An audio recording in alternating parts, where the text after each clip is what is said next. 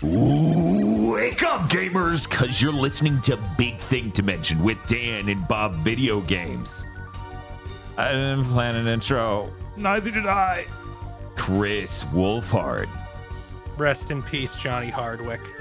And Dr. Aggro. My opinions about Evo are as loud as they are uninformed. Here on Gigaboots. Okay, so normally I do a little bit of talking, and then I fade. We're fading now. That I can say. The plan was don't get a haircut until I hit my weight goal of 200 pounds. But I realized if I keep growing out the hair and I shoot past and get too buff, I'm just going to become Steve Emery Info. And as I become that, all I can see myself doing is holding the bowl full of Mega Man cereal made by Funko Pop and going, wow, this is really great. Some of these circles are green. And then some of your flesh starts flaking off, like his, because he's eating shit from 1940 lately. Yes. You have no idea the depths of my alarm when I'm watching his new videos, and I'm like, this shit's in tin cans from 1940. You're not going to eat that, right? You're not going to eat that. Right. No. We won the war. It's okay. Yeah, it's kind of horrifying every time out. Because he has hit a string recently where he's like, wow, look at this. It held up. And everyone watching's like, no, it didn't. Don't eat it, man. It's not supposed to be that color. You shouldn't be opening the saltines in here and saying nice hits. I was relieved he didn't eat the ones from 1920. Yeah. He just opened it and was like, yep, this is good. We were both like very afraid in that moment. He's just like, I'm going to pour it out. I'm like, no, please, dude.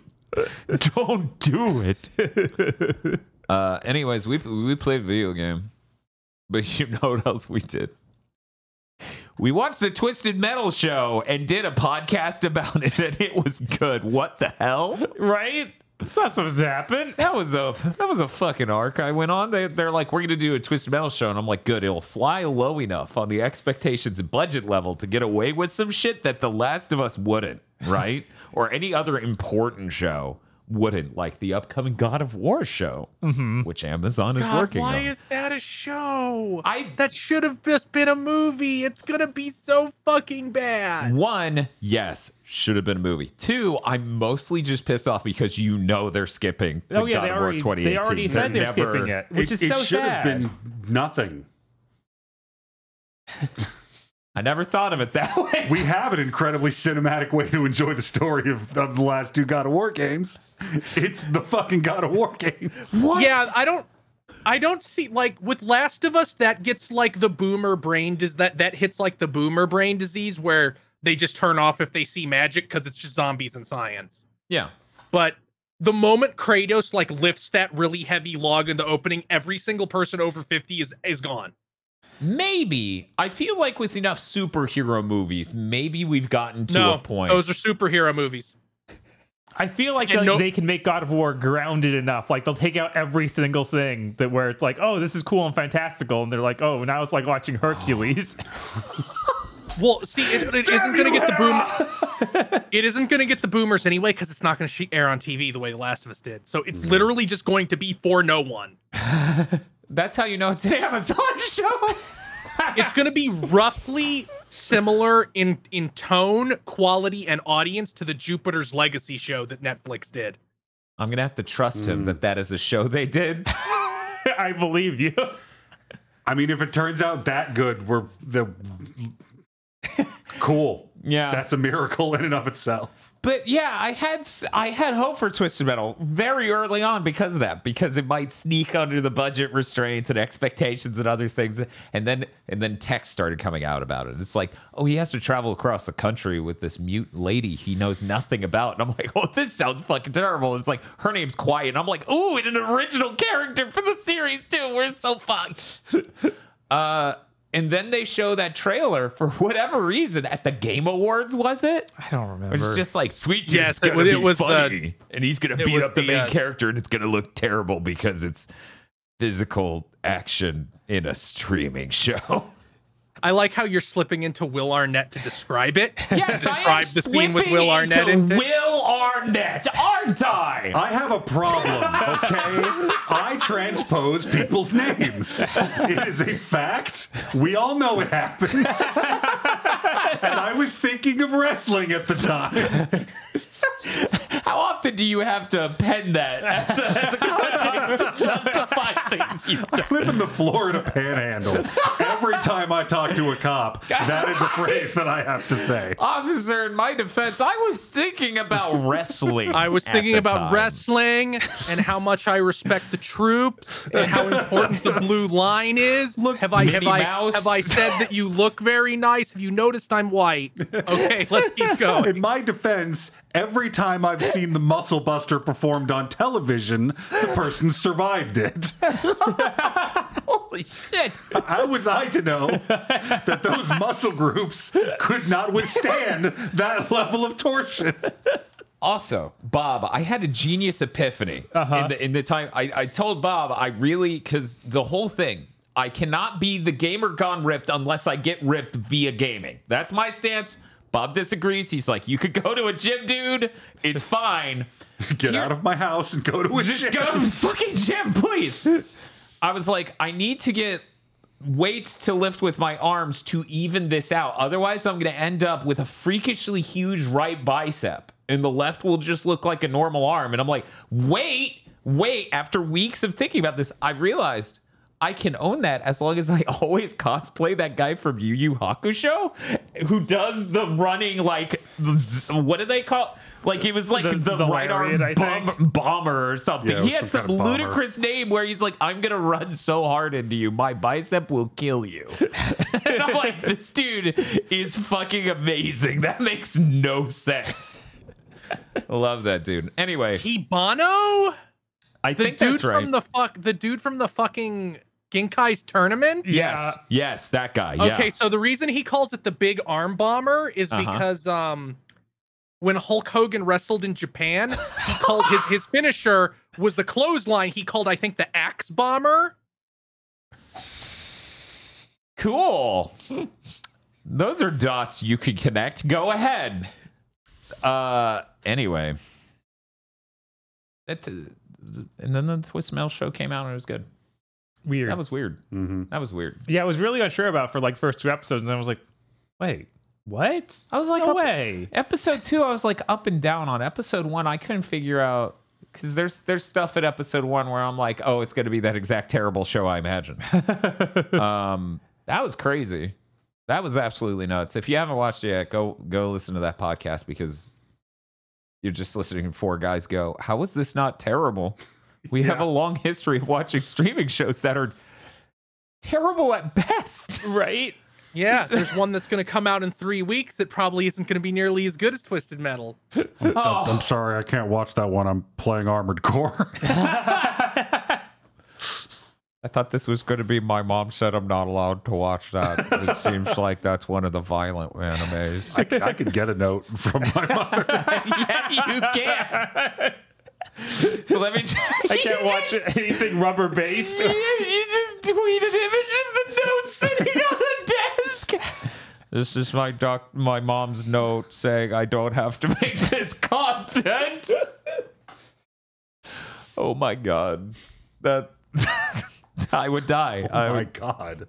I could have been writing doctor's notes for years. Shit. All those I've opportunities watched gone. so much Bleach. And he's not talking about over the past like year or so. He means this week.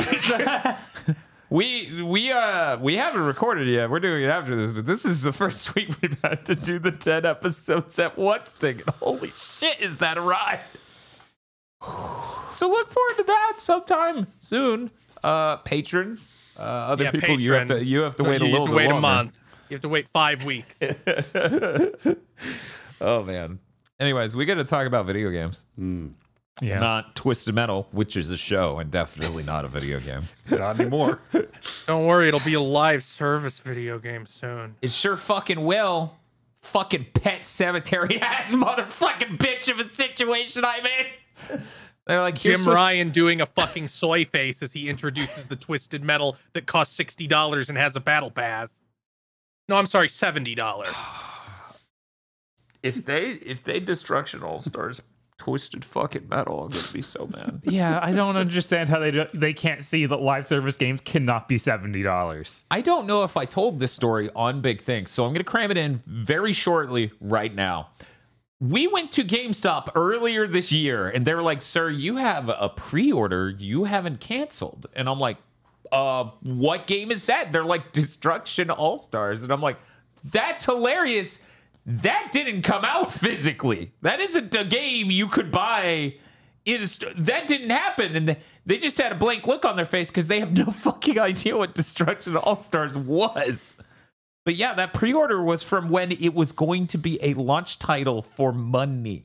Yeah. Like, full fucking box. Didn't they still do a box version like later? They might have done it later, but it wasn't even at the launch, which happened months after when it was supposed to, and it was way cheaper. Mm-hmm. But that was just a moment of like, man, you ever have vaporware like pre-ordered?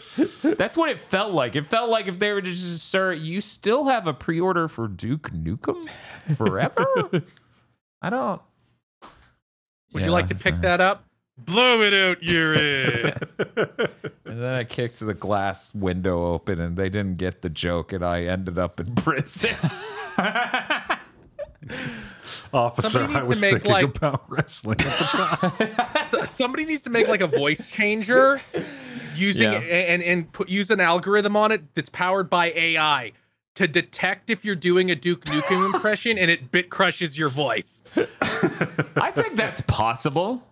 I think that would be. I mean, you could just buy a kick pedal, you know, just activate star power. I'm talking about it's like a choker that you wear around your neck and it just works, like in your day-to-day life. That's a really great idea. I haven't been this enthused to have a weird microphone speaker set up on my head since I got that Darth Vader mask when I was like 6. Hell yeah. Hell yeah. A Duke collar? Yes.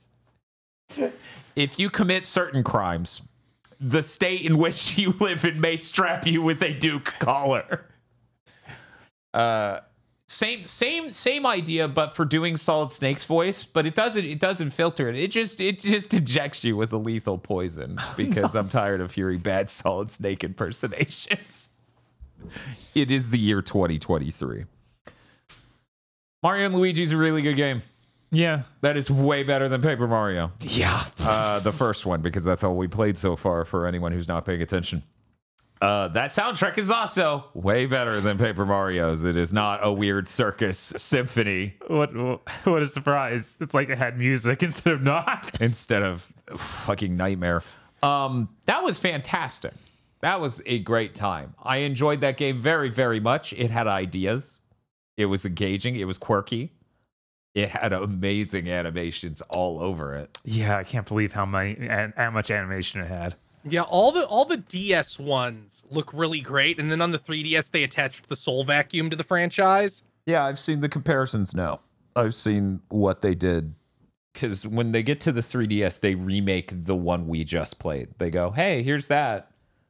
It's pre-rendered sprites or just bad 3D graphics that kind of try to look like they're going for a polished version of the Super Mario RPG thing. So we end up in this weird middle ground of not visually compelling. Meanwhile, this has insanely fluid 2D animation, like amazing sprite work with a ton of charm and expressiveness. So they like... It's like they rip out all the exaggeration, like when Cacletta is doing the really big exaggerated poses and animations. Mm-hmm. On the 3DS version, those are all really subdued because that's hard. Yeah. With the visual style they had chosen. So it just looks bad. Mm-hmm. And they butchered that game's music. Oh, I didn't even go and listen to that. I probably shouldn't. I should probably not. You shouldn't. It's not Yoshi's New Island bad, but it's pretty fucking bad. Aggro, I'm going to describe an item to you. This item will be in a JRPG. Uh-huh. This item is equipable. So it's equipment. It is equipment. Okay. Aggro, I had a brilliant idea for my RPG on the Game Boy Advance. Oh no. This equipment will make you stronger for the more potions you hold. And not just the item named potion, but super potion, high potion, and ultra potion. They will all stack and you will do more damage for each and every one of those you hold. That I feel like you're supposed to not reward that behavior. What if we did though? But I want that. They sent the game with that in it, and I don't know how. What if maxing out all your potions made you do literally 5 times as much damage as you could be doing in any other set with any other situation with any other setup of equipment? And even more amazing. Yes. Even more amazingly is the parts where it doesn't just give you a giant attack stat. It does a thing that should just not work via management of the attack stat. Because at the end of certain attacks in this game, you'll do a flurry of small attacks that are supposed to do a damage. And now they do 36 each. Yes, Aggro, it is not increasing your damage, like your attack value on the status screen. It is adding a damage modifier to every attack you hit. So imagine if you just had a dagger in Dungeons and Dragons that was plus 37.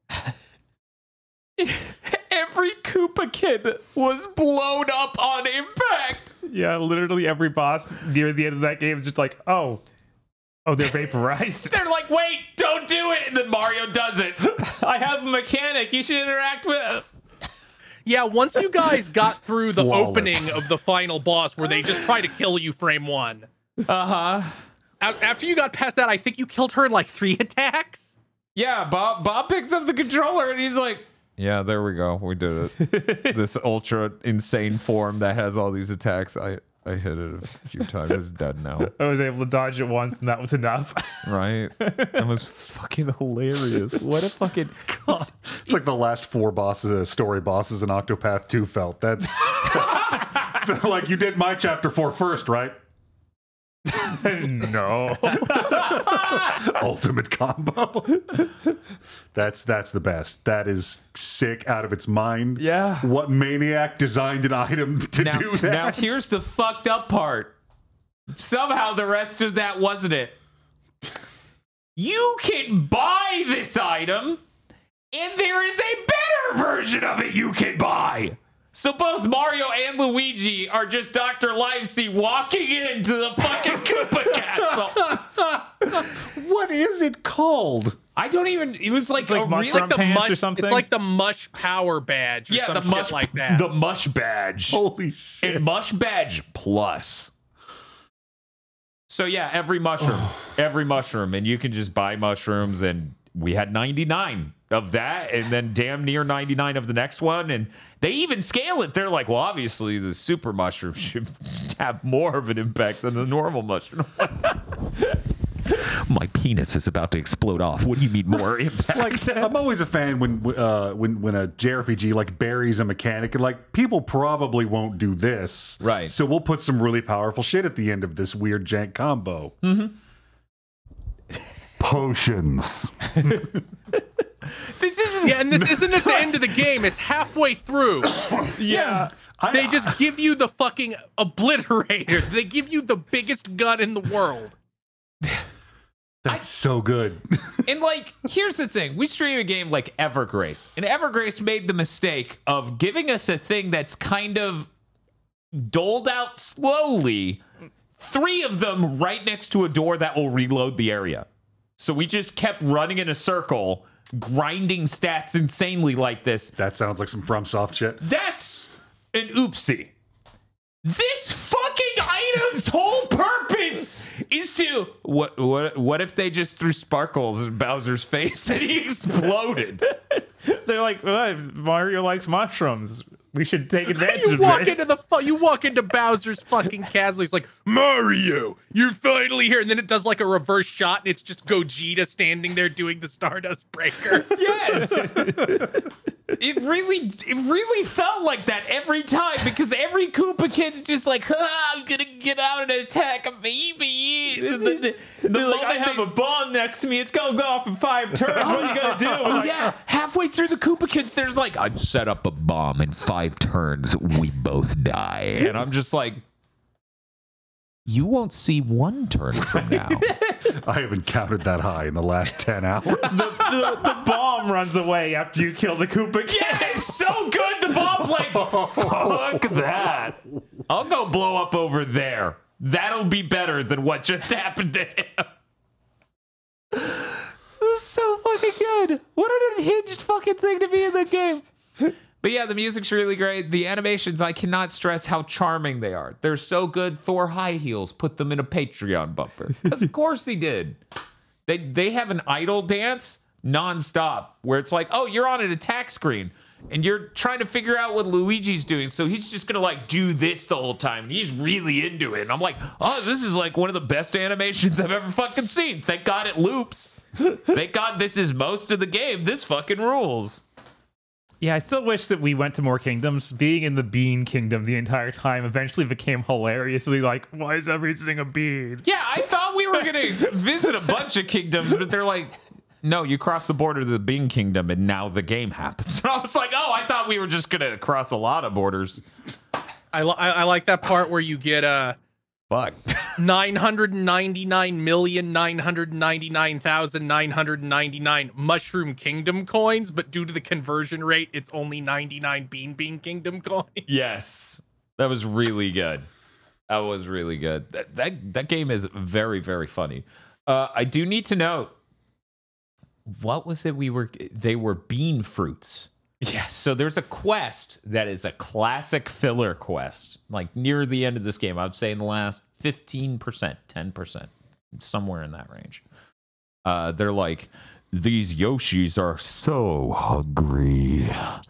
They crave bean fruits, which are buried in the ground. We will vaguely mark your map for these giant screens or sets of screens, and you'll just have to figure out where in the ground the bean fruits are. And we'll just use Rush. Tell them to dig. Uh-huh. And then there you go. No, unfortunately, Rush Search was not in Mario and Luigi. Search. Couldn't find the word. I'm like, Rush Sniff? No. I just looked up a god. I'm like, fuck this. This is what Kid B would have done too. Fuck this.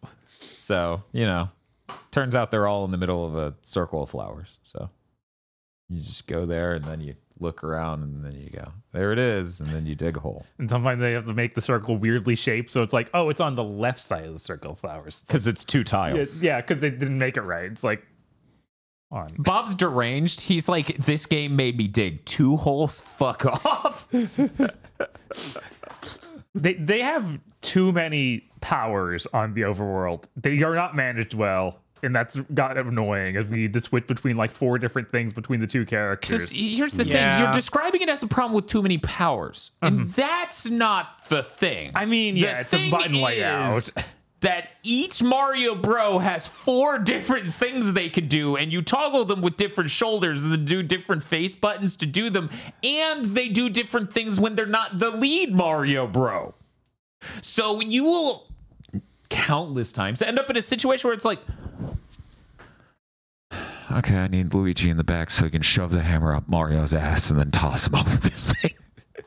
And so you have to hit like the start button and then this thing or select. I don't remember. I think it's start. Anyway, and then you hit this to enable this Mario Bro to do this. And then once you've done that, they go even more unhinged. It's like, well, now that he's in the mode you set him in, which is under a box and it's funny, he now has a command that does this versus that. And the other Mario Bro now has a command that does this versus that. For example, there's a get on the box function that has now appeared within that menu. So toggle through. So yeah, that's not great. A simple radial menu would have saved me. and again, I don't even think the 3DS remake fixes that. I don't even think it's being like, okay, now Y and X are your yeah. You have so many more buttons. And you your have a hammer at that point. Your hammer and your hammer and Like they don't do like, okay, these buttons jump the brothers always no matter what, and then these buttons do the other shit. Like they don't even do that. Those remakes truly were just pointless. Yeah, it's crazy because what this has led me to believe is I never want to play another Mario and Luigi game because I'll just get sad. All the ones on the DS are solid. The third one maybe is better than the first one. Bowser's Inside Story maybe better than the first one. Yeah, people speak very highly of Bowser's Big Hole. Yes. But then you get to the 3DS, and I didn't even beat the first 3DS one, the Dream Team one, because it was just like, Bowser's the villain again. He found a magic MacGuffin, so he's the antagonist. That's all. That's every single Mario RPG series after the DS. They like all went back. Like it felt it that's the reason people came up with Miyamoto walks around hating story, is because all of them individually went over to no, only Bowser can be the villain. He has to be the villain forever. Even though the whole point of these RPGs was you got to see him in context other than being the villain. Which was fantastic because in this game, Bowser gets amnesia and becomes someone else's like crony. So he's like, hey, rookie, you solved this. And he's like, duh. And I'm just like, this is funny as hell. Like, This is great to see Bowser just not remember anything and do this. And in Bowser's Inside Story, half the game is playing as him. Huh. He has his own combat system. He has his own bosses. Yeah, people swear by Partners in Time, but then they said some things that made me go, whoa. Partners of Time's okay. I don't think it's as good as 1 or 3, but I beat that on an actual DS, and I would not have tolerated that if it was, as bad as some people implied. Like, I can't see myself have been sitting there like, it's fine, the battles take 5 minutes. Like, I wouldn't have done that. But yeah, I'm scared, so. Yeah. So I'm going to be a little baby bitch boy, play Paper Mario the 1,000-Year Door, and then go, and that was the month, and then bow. Because it sounds like... And then everybody can scream at retro hardware people on Twitter and be like, make a DS consoleizer so you can get the other ones. It would be nice if someone made a DS consoleizer worth a fucking cent. Like anything. Please, God. It's not allegedly somebody got Bowser's Inside Story working on the Wii U by porting it into one of the games that work on the Wii U. Wow, that's surprising. That does not always work. I've watched videos of that not working on other games like Pokemon 5th Gen, for example. Because they have an emulator, and that's the funny thing. Everyone always do this. They're like, well, they already have a PS2 emulator. Why don't you just inject whatever PS2 game you want to play? And then you watch as Curse of Darkness melts. And it's like, oh, that's why. Because it's going insane. It's like watching a computer die from the inside. But yeah. They do have They do have one of them on. I think it's Partner in Time is on the Wii U. One of them is on the Wii U. I'm pretty sure. Anyway, Bob, did you have anything else you wanted to say about? Not much. I was surprised they gave Luigi a boyfriend. Yeah, that sure hit like when you're from a really repressed family, they either force you to only play Nintendo things or they let you get into Kingdom Hearts. And so like the people who should have been into Kingdom Hearts but didn't make that transition got to Superstar Saga and saw those interactions and like all their brain cells turned on. You need to understand, Aggro. I do need to understand. This is Prince Beanley. Every time he shows up, he addresses the group and then he goes, Luigi. Oh. Yes. It is Peasley. There we go. Thank you. There we go. It is palpable. And then someone in chat was like, can you believe they shipped these two? And I'm like, Have the scenes Luigi's blushing. Alpha Dream shipped these two. What do you... Like they shipped the game. This is canon. I don't know what you're talking about. know what you're talking about. Yeah, that interaction is fantastic. Weird parallel, but really an inversion. The only good song in Paper Mario, basically, the first one, is the Ice Castle. The worst song in Mario and Luigi Superstar Saga is the Ice Castle.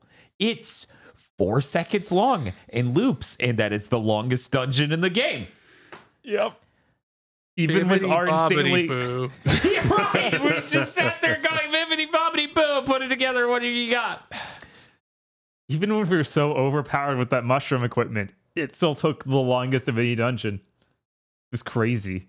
Yeah, we were making jokes about like Yoko Shimomura, the composer on the Super Mario RPG, but also Mario and Luigi Superstar Saga just saved her sick leave all the way to the end of development and took it all at once. I'm pregnant. No, you aren't. You gonna check? And just leaves. Well, this is the 4-second loop she had done by the time she screamed that and leapt out the 10-story window. 5 o'clock means 5 o'clock, baby. So that's insane and weird and seems karmic in the way that those two are that specifically the opposite of each other. But elsewise, that soundtrack was really good. I could have used a couple more songs, but it was a really great soundtrack. And that was awesome after Paper Mario. Yeah. People tell me Thousand Year Door has a way better soundtrack. I hope to God they're right, because we're streaming it for at least 31 hours. And I would like to note a trend. I noticed with Mario and Luigi, if we didn't have the insane unlock power, the file may have said 18 or so hours when we finished, because it did not, because we were so strong. The gamers are at it again. They're entering the file save time of, yeah, that's how long it takes to beat. No, the game's not counting the whole time you're playing. Because our stream was 18 hours and it said 16 and a half or 16 and 10 or whatever. Right. And I'm like, so anyways, don't do that. If you're out there and you're like, I beat a game, I'm going to write what the file system says is the time. Don't do that. That's worse than you not submitting anything, probably, unless the time is already heinously incorrect. Add any amount of time. Be like, the file system said that. That's bullshit, though, so I'm adding 2 hours. But you're good, Bob? Yeah, I'm good. Okay. You didn't play anything else, right? Oh, I played some stuff. Oh, fuck you. I'm going to talk about 30XX. Hey, Chris, did you play 30XX? No, I didn't have time. I played 30XX, and when you first booted, it's like, you want to, like, keep the save? You were in early access. You want to keep that save or get rid of it? And I'm like, I want to get rid of it. And it's like, you sure? And I'm like, yeah, I'm sure. And they're like, but no, really, it's gone if you say yes. And then the option says, is there a stronger word than yes? So I select that, I deleted the save, and I almost beat the game on the 3rd run. And I'm like, damn, because the other runs were not that close. 30XX changed a decent bit from the early access, which it's been in early access for almost 3 years, I think. God, it's been forever. At very least, it's over 2 years long. The entire base is completely redesigned. There are a lot of renaming, rebalancing of mechanics, like things there are similar to things that were there before, but not. Certain economies and things are different now, and I feel like they balanced it to be a little bit more sane, a little bit more medicated, not letting me break open the game as a funny joke. It's very interesting what they've changed, and there are a number of levels that were not there in the early access the last time I checked it, which was a little under a year ago. It was November last year.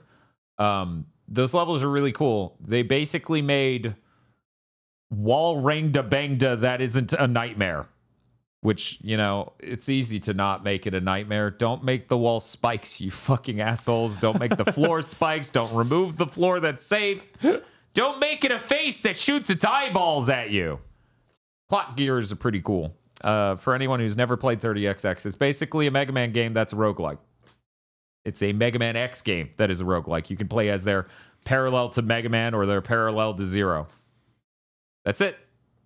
It runs Really insanely fucking well. good feeling one. Yeah, I mean, it helps that they have a custom engine. It's not a Unity game. It's not an Unreal Engine game. The custom engine can run at hundreds of frames a second if you let it. And at a certain part, it starts to feel more responsive than any other game I've ever played.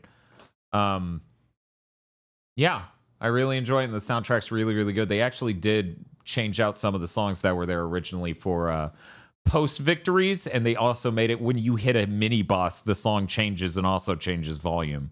So that's changed too. Also, there's digging in this game now. There's a level with underground things where you dig. Like imagine a swimming level in a video game.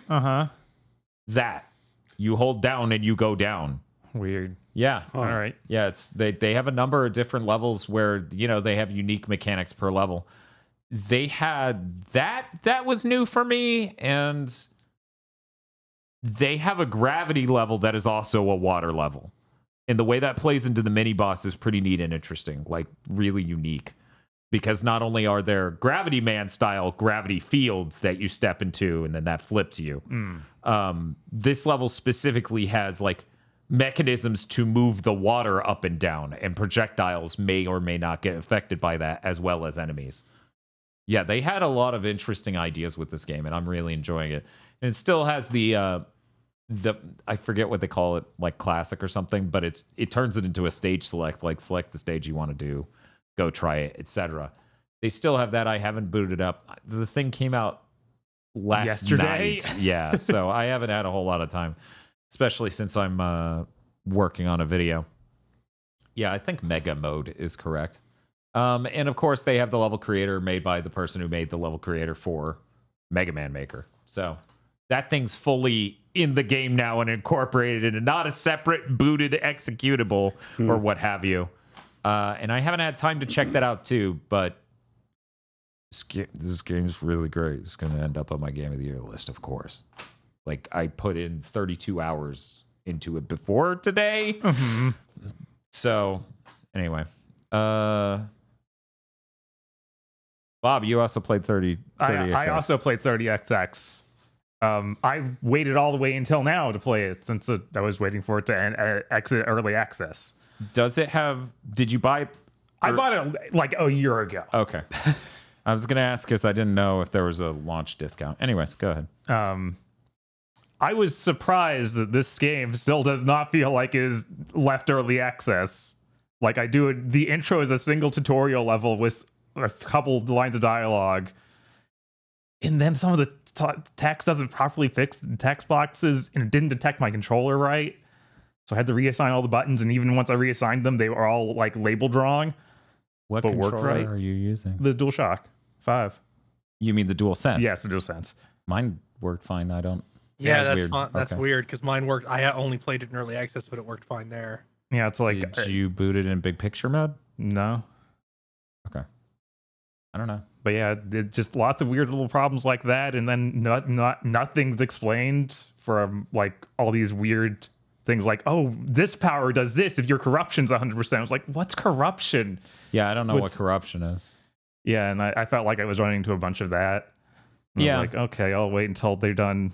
I mean, with more. That's kind of a roguelike thing to jump you with mechanics that are kind of like you fuck around and find out is a thing in many roguelikes. Yeah.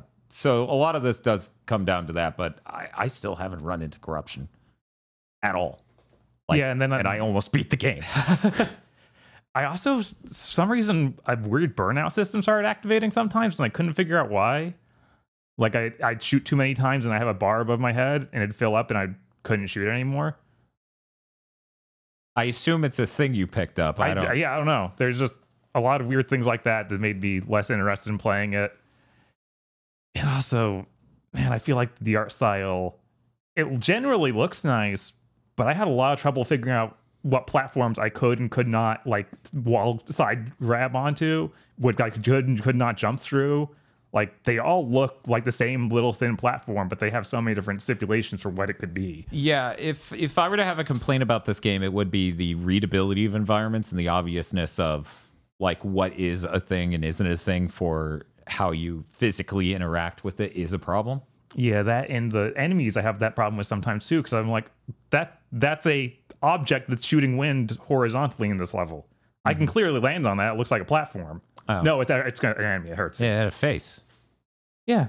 Yeah, so it's a face. You jumped on But the you can face. stand on things with a face in Mega Man 2, the only Mega Man game that ever existed, according to some developers. That's because the NES couldn't deal damage on faces. But yeah, I felt like Oh, I didn't know that technical limitation. Yeah, it was It's rough. interesting to find that out. No, I don't.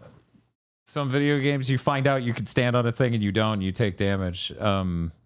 Yeah, I don't think that one's weird. I don't know. I felt like I was having that all the time with different enemies, and I think it's just that they shaded and everything. Like, they don't make me look distinctly different enough from the background art where I can tell that it's an enemy out straight up. Huh. I just shoot anything that's doing a thing. Like if it shoots a tornado, if it shoots anything, I shoot it to see if it can stop it from doing that or kill it. Because there are black holes. Right. That you shoot them, they don't die, but it does disengage the black hole. Right. I was gonna say about the text box thing. Did you change your resolution after booting it? I think so. I changed mine, and yeah, I did that. I was like, oh, okay, so maybe a All right. reboot will fix it. yeah, maybe. Yeah, if you reboot, because obviously, like we both were at different resolutions, and then changed to other. Yeah, so it's the changing the resolution that doesn't work once it's booted, which sucks. Yeah. Like obviously that should have been fixed by the time you launched. I'm trying to think if there are any other glitches I ran into. Did it launch on consoles? Yeah. It's launching on Switch, and they said soon. That might have been like a few hours later. Yeah, they delayed it on the Switch, I heard. Oh, really? So Okay. I don't remember what they said delayed it to, though. So it might just be like a 1 week sort of thing to iron stuff out. Gotcha. Oh yeah, the other thing I have a real hard time figuring out when I do not take damage. Like I feel like you can really easily get into a situation of like, yeah, you're taking a ton. If you think you can damage boost yourself like you do in Mega Man, you will vaporize. No, the iframe thing's much shorter. One of the pickups is to extend the iframe to be more generous. Yeah, it's just really weird. And there's not like a good hard knockback to the when you first get hit either, so you don't know when the damage is coming in. I mean, there's a giant number that pops up that says you took 10 damage. Yes. So that's a pretty good way to tell if you've taken 10 damage, but yeah, no, it doesn't act like Mega Man in that regard, no. Yeah. So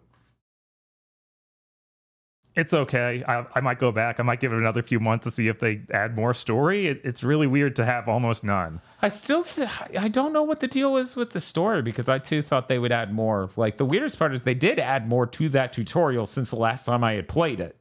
Like imagine that tutorial ended literally halfway through with the capsule. Okay. And that's what it was before. And then they added the tiny bit you play as Nina after that. And still, when you get to the base, it feels like the story's just gone. Yeah, like do they even introduce like Girl Sigma? Like jokingly? I think the word introduce is being too generous. Right, it feels like I should have fully played the last game and I'll understand the lore from there or something. That's what it felt like. That's so weird because like I get wanting to do a more Spartan type of roguelike, but like the industry, like the genre has evolved a little bit in the past 5 years where you're expected to at least have like here's the intro and here's the ending. Right, like if the scale is Binding of Isaac versus like Hades, this is somehow like slightly to the left of Binding of Isaac because when you play Binding of Isaac, at least in the past, like I don't know if it was like this at launch or patched later, it may have been more than what I'm going to describe. There were cinematics that would show a thing happening to Isaac or Isaac remembering a thing. Yeah, this doesn't. This you get to the base and it's like hit the button to play the game. I'm like, what do you mean hit the button to play the game? Yeah. What do you hit the button and then you play the game? You stand on the thing to play the game. And then there's like one NPC standing in the corner like, I can open this door where you can actually engage in upgrades. I'm like, well, are you going to? Yes. What was this about? So I think she only opens that after you do your first run. That would make sense because I probably accidentally hit the button to play the game. Oh, you fool! I know. So you didn't run into what I would assume you would have run into in that starting area up in this, like, not the ceiling but right below it on the wall in the background. There's like a yellow metal circle, and it lights up when you get in front of it. You touch that thing, it teleports you outside, and now you're just wandering the base and cannot walk back in because that gate is closed. So you then have to find where you got teleported out, hit a spring, jump up to that, and come back in. And I'm like, what is the structure to this base? And I accidentally warped to the Mega Man Maker part of the base, which was weird. I was like, this is neat. How does the bus come through here? Yeah, I was like, how do I get back out? What is happening? I'm really regretting not hitting that button to play the game. That's when the doctor's like, I told you. Yeah, I think over there's not only that, there's like some other thing further to the left that's some runs thing. I don't know. I just read it really quick and I'm like, okay, I'm gonna go play the normal game, and this base will naturally and organically unlock to allow me to understand what these other things are. And I'm 6 runs in or something, and there's still did you unlock guy who goes to your base and he's like, I'm gonna show you how to do blank on the other side of this door. Yeah, the one who's like Spartan Run or something. Yeah. I unlocked him, and then he wouldn't open the door, and I was like, yeah, you still won't open the door. What do you want from me? Yeah, I feel like I almost beat the game, and he still won't open the door. I don't know. Yeah. It's weird. Yeah. I really thought the structure would be a bit more normal once the game hit full launch. The base is now on the moon.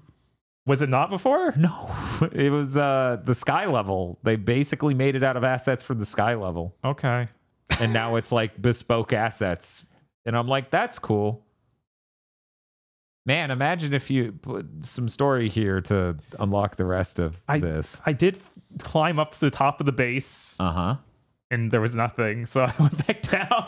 There was one more platform that was out of reach. I was like, how do I get up there? Will I get extra jumps? I don't know. Yeah, I don't know. So I'm going to go check how much this game is. One moment. Did you have anything else you wanted to say about the game? Not really. Okay. I will save whatever else I wanted to talk about for later. Hey, Bob. Hey. What else did you play? I also finished Gravity Circuit. That game should be way cooler than it is, I think. I feel like it's got all this really great art, some cool mechanics, but it just doesn't coalesce into a game I feel like I like. My favorite part was probably the final boss, because it was the first part of the game where it was actually like, no, you need to get good at this. The rest of the game, you can just sort of stumble through drunkenly. It is really easy, but that feels like what's going to be all of these games for the rest of time now. I don't think so. Like, this is the first time I felt like this level of so easy in an indie game that's based on. Did you have the double jump on the whole time? Yeah, because they didn't like Why wouldn't interacting you? with the grappling hook didn't feel as good as it should. So of course, it didn't feel like they really designed the levels to take full advantage of what it could do. There's just a few times they're like, "Oh yeah, remember you have this thing?" I'm like, "Yeah, I wish that it were better." And then every random enemy takes multiple hits, so it ends up making the levels feel really slow if you actually engage with fighting them. Yeah, it's weird. Like, it should be cool, instead it's kind of not. Also, just being able to, like, you don't get powers from bosses, you get powers from buying them at the store in the game, which I guess they unlock at certain points. You unlock the boss's powers at the store. But none of those feel that impactful. I don't know. Like, eventually you find some that are like, now that I know one of them gives me a dash that lets me also cheese through all platforming, I'm like, oh, of course that's the first boss to beat, because that means I could fly over the level. Ooh. Yeah, they're really fixated on the Mega Man Zero-S combo shit, because that is something you can do. A thing I did to a lot of bosses is I just do the basic punch one that it puts them in the juggle state, and then I use the pile driver one, and half their health is gone. Mm-hmm. Yeah, it felt like if I tried to fight a boss without a power meter, I was just kind of wasting my time. So it'd be like, okay, figure out their patterns, then use the recharge boost that's in the area right before the boss to fully recharge your power meter, and then you can just blow through them completely. Or if you just come there with your full power bar, you could probably kill the boss the first time out because you can just spam special moves.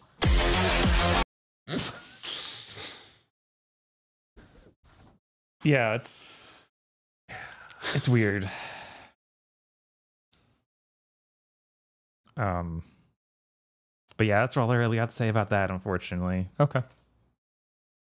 I also played Tower of Fantasy. Tell me about Tower of Fantasy. Oh, What the jeez, fuck I is forgot Tower that of came Fantasy? out. I don't know. Tower of Fantasy is a Genshin-like. That Yeah, makes it's- sense. It's a Genshin knockoff. It's a really explicit one, also. From Perfect World, the creators of the MMORPG Perfect World, Oh, another Chinese company. This thing is rough. mm-hmm. Every single part of it feels like it's somewhat broken, like the menus clearly are not made to work on a controller yet. Oh. I don't know if they ever will be. That's just modern game design. I don't know what you're talking about. Does it have a Destiny menu? No, Okay. but Uh-huh. Go on. imagine sometimes the menu wants you to use the right analog stick and sometimes it wants you to use the left analog stick. That's how messed up and broken it is. Yup. It has, the radial menu you can bring up in Genshin where you can select them. And 90% of the time it works correctly. Imagine if it worked correctly 10% of the time. Ooh. Oh, that's not a good ratio. No, you pull it up. You hold the analog stick the direction of the item you want to select. Mm-hmm. You better hold it there for a full 5 seconds before you actually let go because it just won't work otherwise. So you're getting into really, really specifics before we even know, like, what do you do in Tower of Fantasy? You do a Genshin. It's an open world action RPG. Oh, wow, this also- looks identical to Genshin. I have never seen footage of this. It looks exactly the same. It's also free to play. It's also free to play. It came out years ago originally, right? I think 2 years ago. 2 years ago on PC or something. or mobile or something. What is the aesthetic? It's a weird mix of sci-fi fantasy stuff. Okay. The first big story event is about you. It introduces the world very poorly. I guess that all the humans wear some weird thing that stops them from turning into zombies. Okay. And they need to keep it recharged. Oh, okay. Oh, that's I'm like a helmet. jeans. Hell yeah! It's unclear if they're robot or partially robot or what. Okay. Like, it's super bizarre. I don't think in any of the time I was watching you, I saw the tiniest bit of action. So, like Genshin, it's a melee or projectile based action, open world, free to play scam. Yes, Did you run into any of the monetization in this at all? absolutely. Okay. Is it modeled directly on Genshin? Is it very, very similar? Are we rolling for characters? It is very similar. You roll for characters, but it's really weird. In Genshin, the whole thing is you can have a team of 4 characters. Uh-huh. So, of course, you want a lot of characters. Right. In this, you roll for a character, and then you get them is a skin over your main character, and that's it. Like, you get to change it to... You get to change Oh, to no, one you person. failed. I'm sorry. So imagine, chat, instead of helping Bob unlock his wife in Genshin, you locked his wife's skin. Yeah, literally, it's supposed to be something where it holographically projects them over you, and they adopt their personality. It's like, what are you doing? Okay.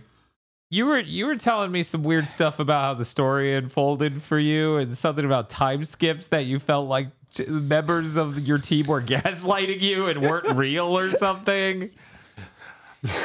You do the first hour or so of gameplay. It's all very direct and normal. You're helping this girl out at her civilization that's on the border of some other community, and you just go out and collect items and stuff, and everything's normal.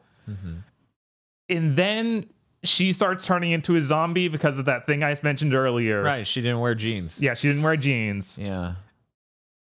So you go to like the highly advanced Elysium style civilization in the sky above them on the Tower of Fantasy. Oh, that's there the it is. name.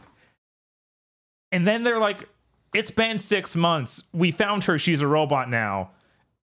And she's on your team and everything's normal. And we're looking for her brother. I'm like, this was a loading screen. Okay, wait, hang on. So she's a robot now. Yes. It's not a zombie. No. Okay, so it's not like all the zombies are really robots. And No, you turn into a But robot. the Borg came up. Apparently, no one saw them, but they turned her into a Borg, and then they just left. Or like, Sometime like she goes off with her brother, presumably to be turned into a robot to save her. Presumably, we don't know. Mission accomplished. Yeah, that's And then the time skip happens, which really briefly shows a bunch of random cutscenes where I assume we save her from that community that turned her into a robot. okay. But all right. All right. I don't know. Okay. It's The main thing I'm getting looking at footage of this is that, boy, it doesn't quite look as good as Genshin. Boy, characters sure wildly gesticulate for their animations in ways that just look wrong. Boy, they sure have the hollow, soulless anime face. Every time a animation ends in a cutscene, it like jittery go back to default stand pose. Yeah, they like snap into the A pose. It's really jarring looking. Worse than that is gameplay, where you know how in Genshin or in Zelda you can climb a mountain because you can climb almost every surface.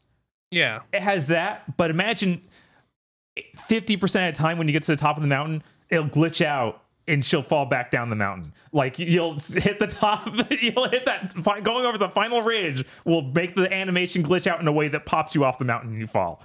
Flawless. Tower of Fantasy's getting over it. You do have a jetpack in this too to try and increase the mobility. So why are you climbing shit? Because sometimes it recharges.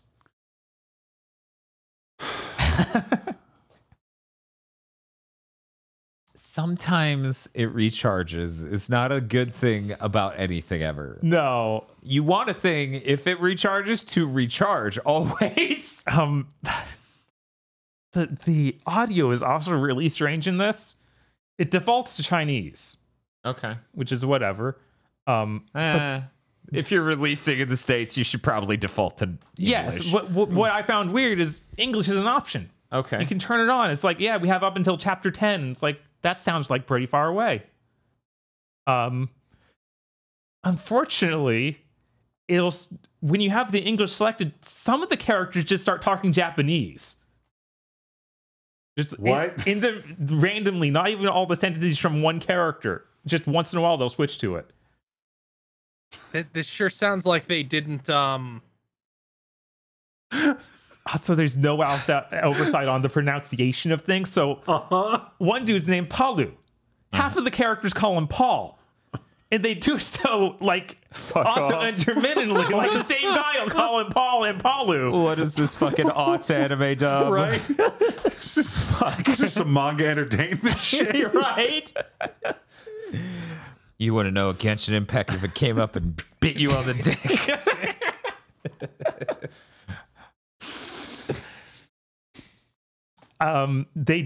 They are more generous with the rolling currency, the currency to do your rolls. Well, yeah, it's worth less. Yes.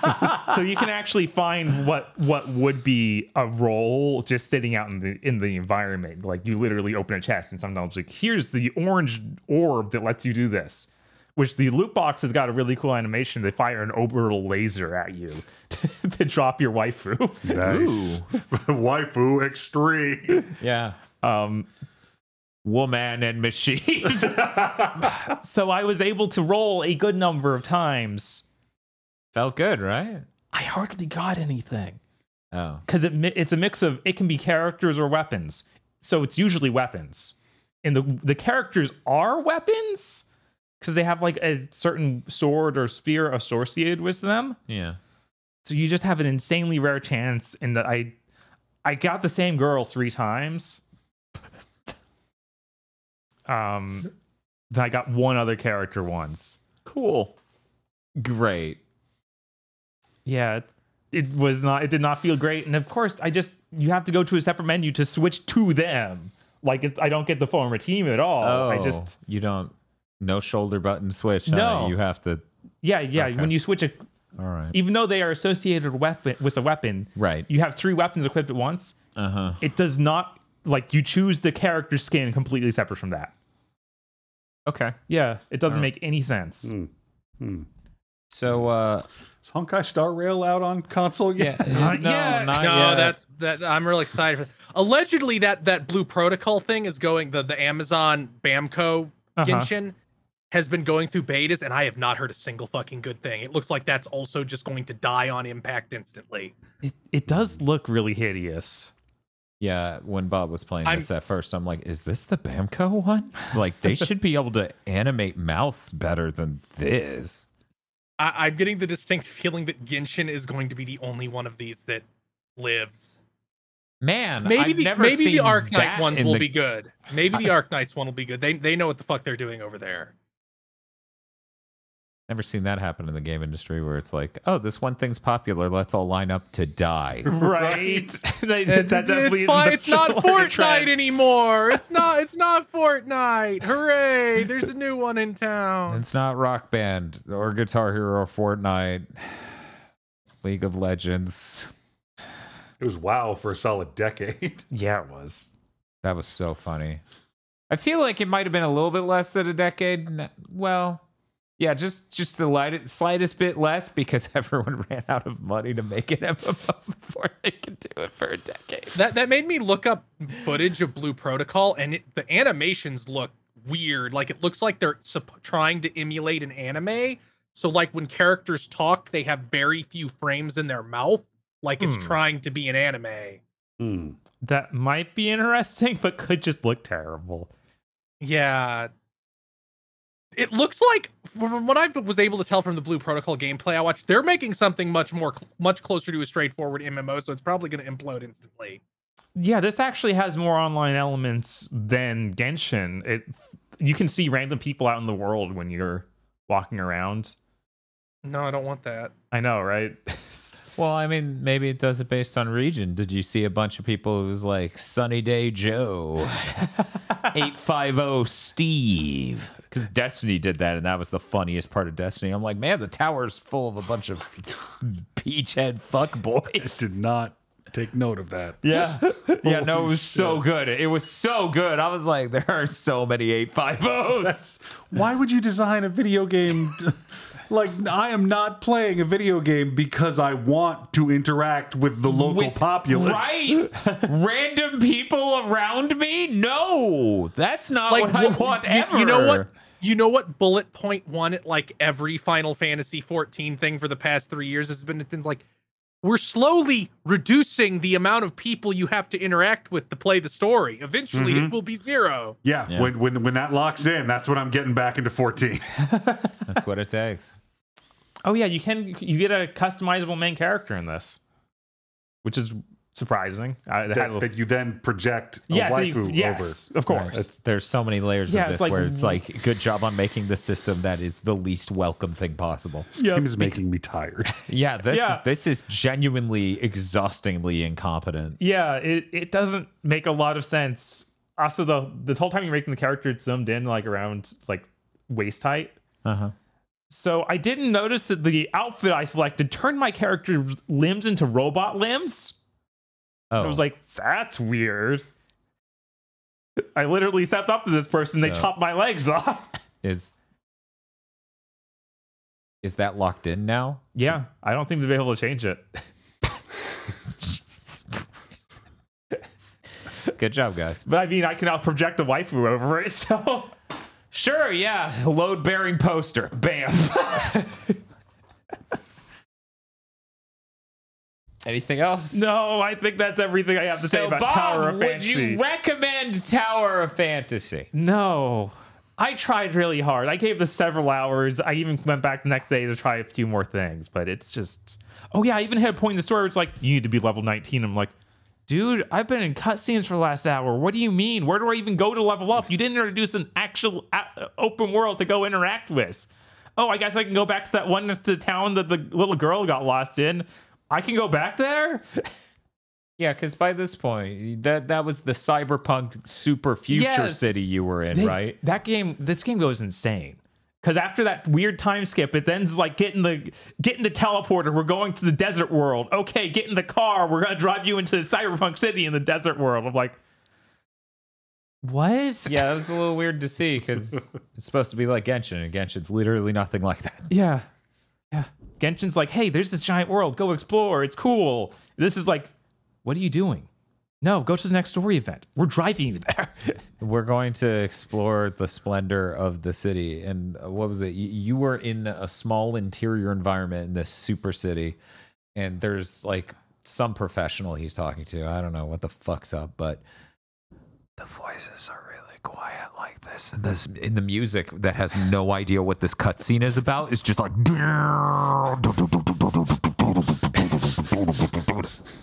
Look, I'm just saying that there is no scene in any video game that would not be improved by blasting "The Only Thing They Fear Is You" way louder than any of the dialogue or sound effects. It was so funny because the dialogue there was literally like, oh man, your AI assistant's really cute. Oh, and that actually.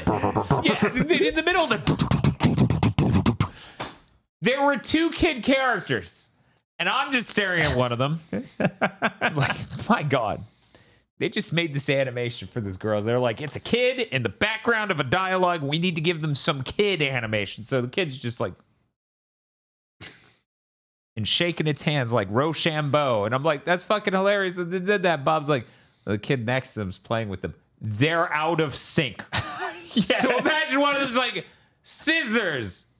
And then the other one after that is like, rock.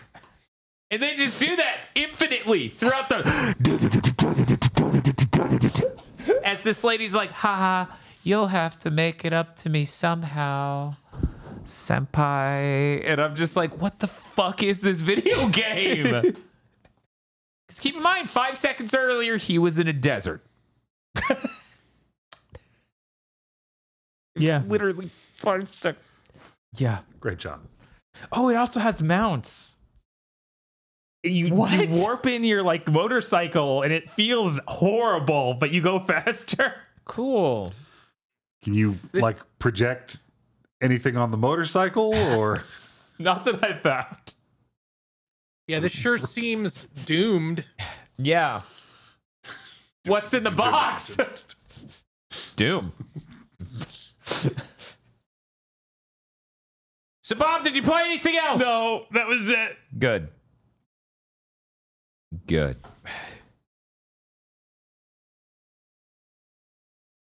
Ring Fit's a really good game. Is it? No, it's really good.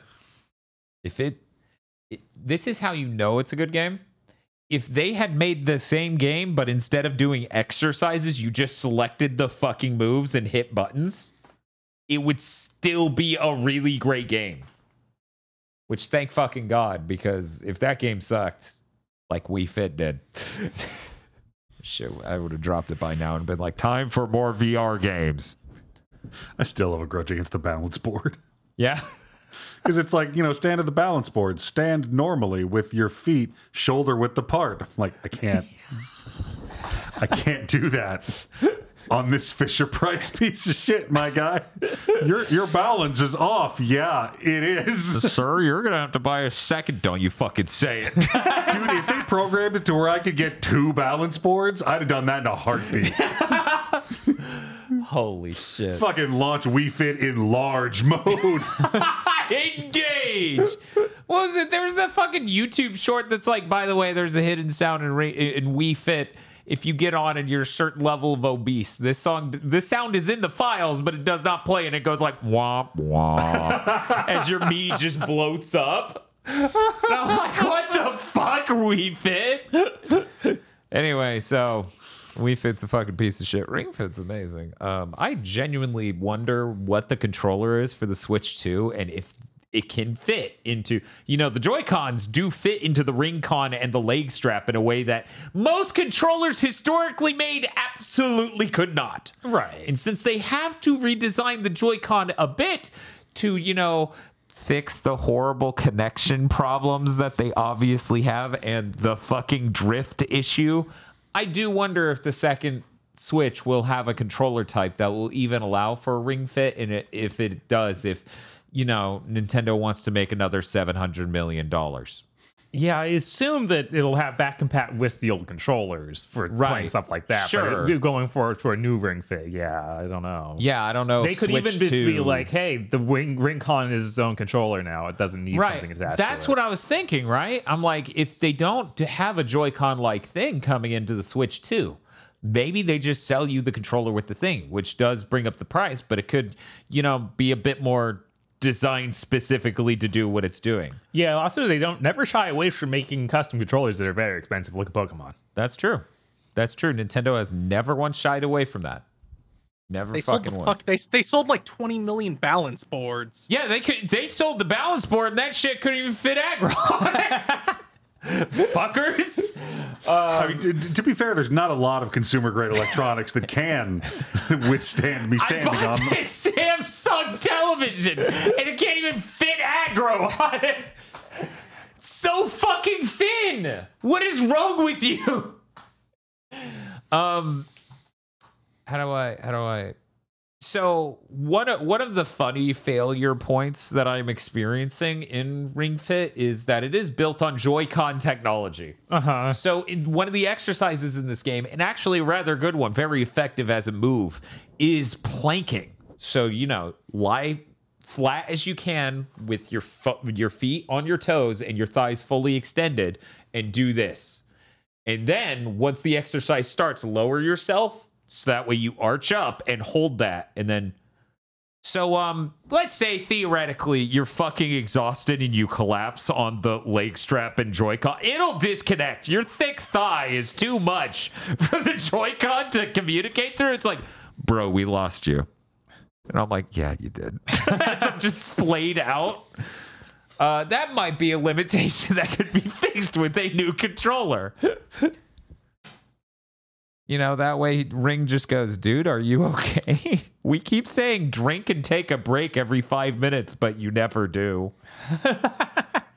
Yeah, that game's really good. The one area this deep into it, which I've played a lot at this point, which should be obvious to anyone who even listens to Big Think. Is they do recycle areas, which people told me about early on. Like they change what's in the course, they change what the aesthetic is by changing time of day and other things. But you will just be like, this is the same nature trail I've run across 3 different worlds. Admittedly, I'm on world 12, so it's not as bad as it could be. But I still say and go, I wish they had more unique environments. But that game is fucking incredible. And they have a leg lady. I think I may have brought that up last week. Allegra. She's very cool. Every time you walk up to her, you know when you walk up on an enemy in an RPG and it's got the framing, like not cool dramatic FF7 camera, just normal JRPG. Anyway, she's so tall, the ass just sort of, that's all you're seeing. And leg. The character designs are very good, is what I'm trying to say. Anyways, that game is very funny, very enjoyable. I love the skill tree. I love all the things in it. It's a really great time. And thank fucking Christ, because I would have dropped it and just been playing more VR shit by now if that wasn't the case, which is fine. Aside from that, I don't have anything I want to talk about. Aggro, did you play a video game? I mean, I scraped up a couple hours of humanity, but that's about it. It's almost like you had a lot of Bleach to watch. A lot of Bleach to watch. Can we? Hey, you guys got the short versions. It takes twice as long to recap it. Yep. Oh man, I've never been happier to recap a Pokemon movie. Yeah, I don't know. Ash is stupid and everyone laughs. Anyways, Chris, Sometimes what did this Ash goes Super Saiyan. What did this imaginary character do in this imaginary scene that keeps reminding you at the end of every episode? Remember when you were in Las Noche? Remember when there were cool, well-designed characters? Remember when characters had static personalities that was consistent from scene to scene? Remember when you had scenes where characters didn't literally say, stop expecting this to be consistent, it's a filler arc. Yeah. And I really don't want to spoil this Chugging Bleach, but if you may want to sign up to be a patron so you can get access to it as early as possible. But I'm talking to Vox. I just sent her a still image and I'm like, now imagine there's no movement, but his mouth opens and closes. I had to look at that for a very long time.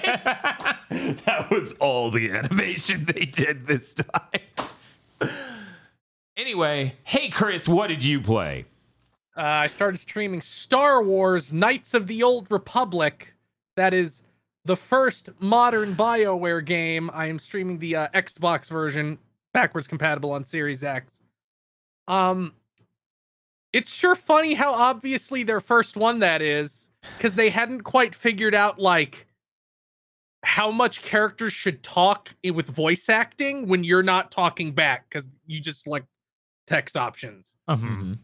So sometimes a character will say like 4 paragraphs at you without you interceding at all, and I'm like, that's fine in Baldur's Gate. It's less fine when they're talking at you, especially. They were like really afraid of you not talking to your companions enough. So a lot of the times when you're just out running around, this game will stop and it'll be like, your companion seems like they want to talk to you. Do you want to start the conversation with them right now? This is what made me stop playing back then. I literally just took the game out and returned it to Blockbuster. That's fucking fair, because they do it so fucking much, it's embarrassing.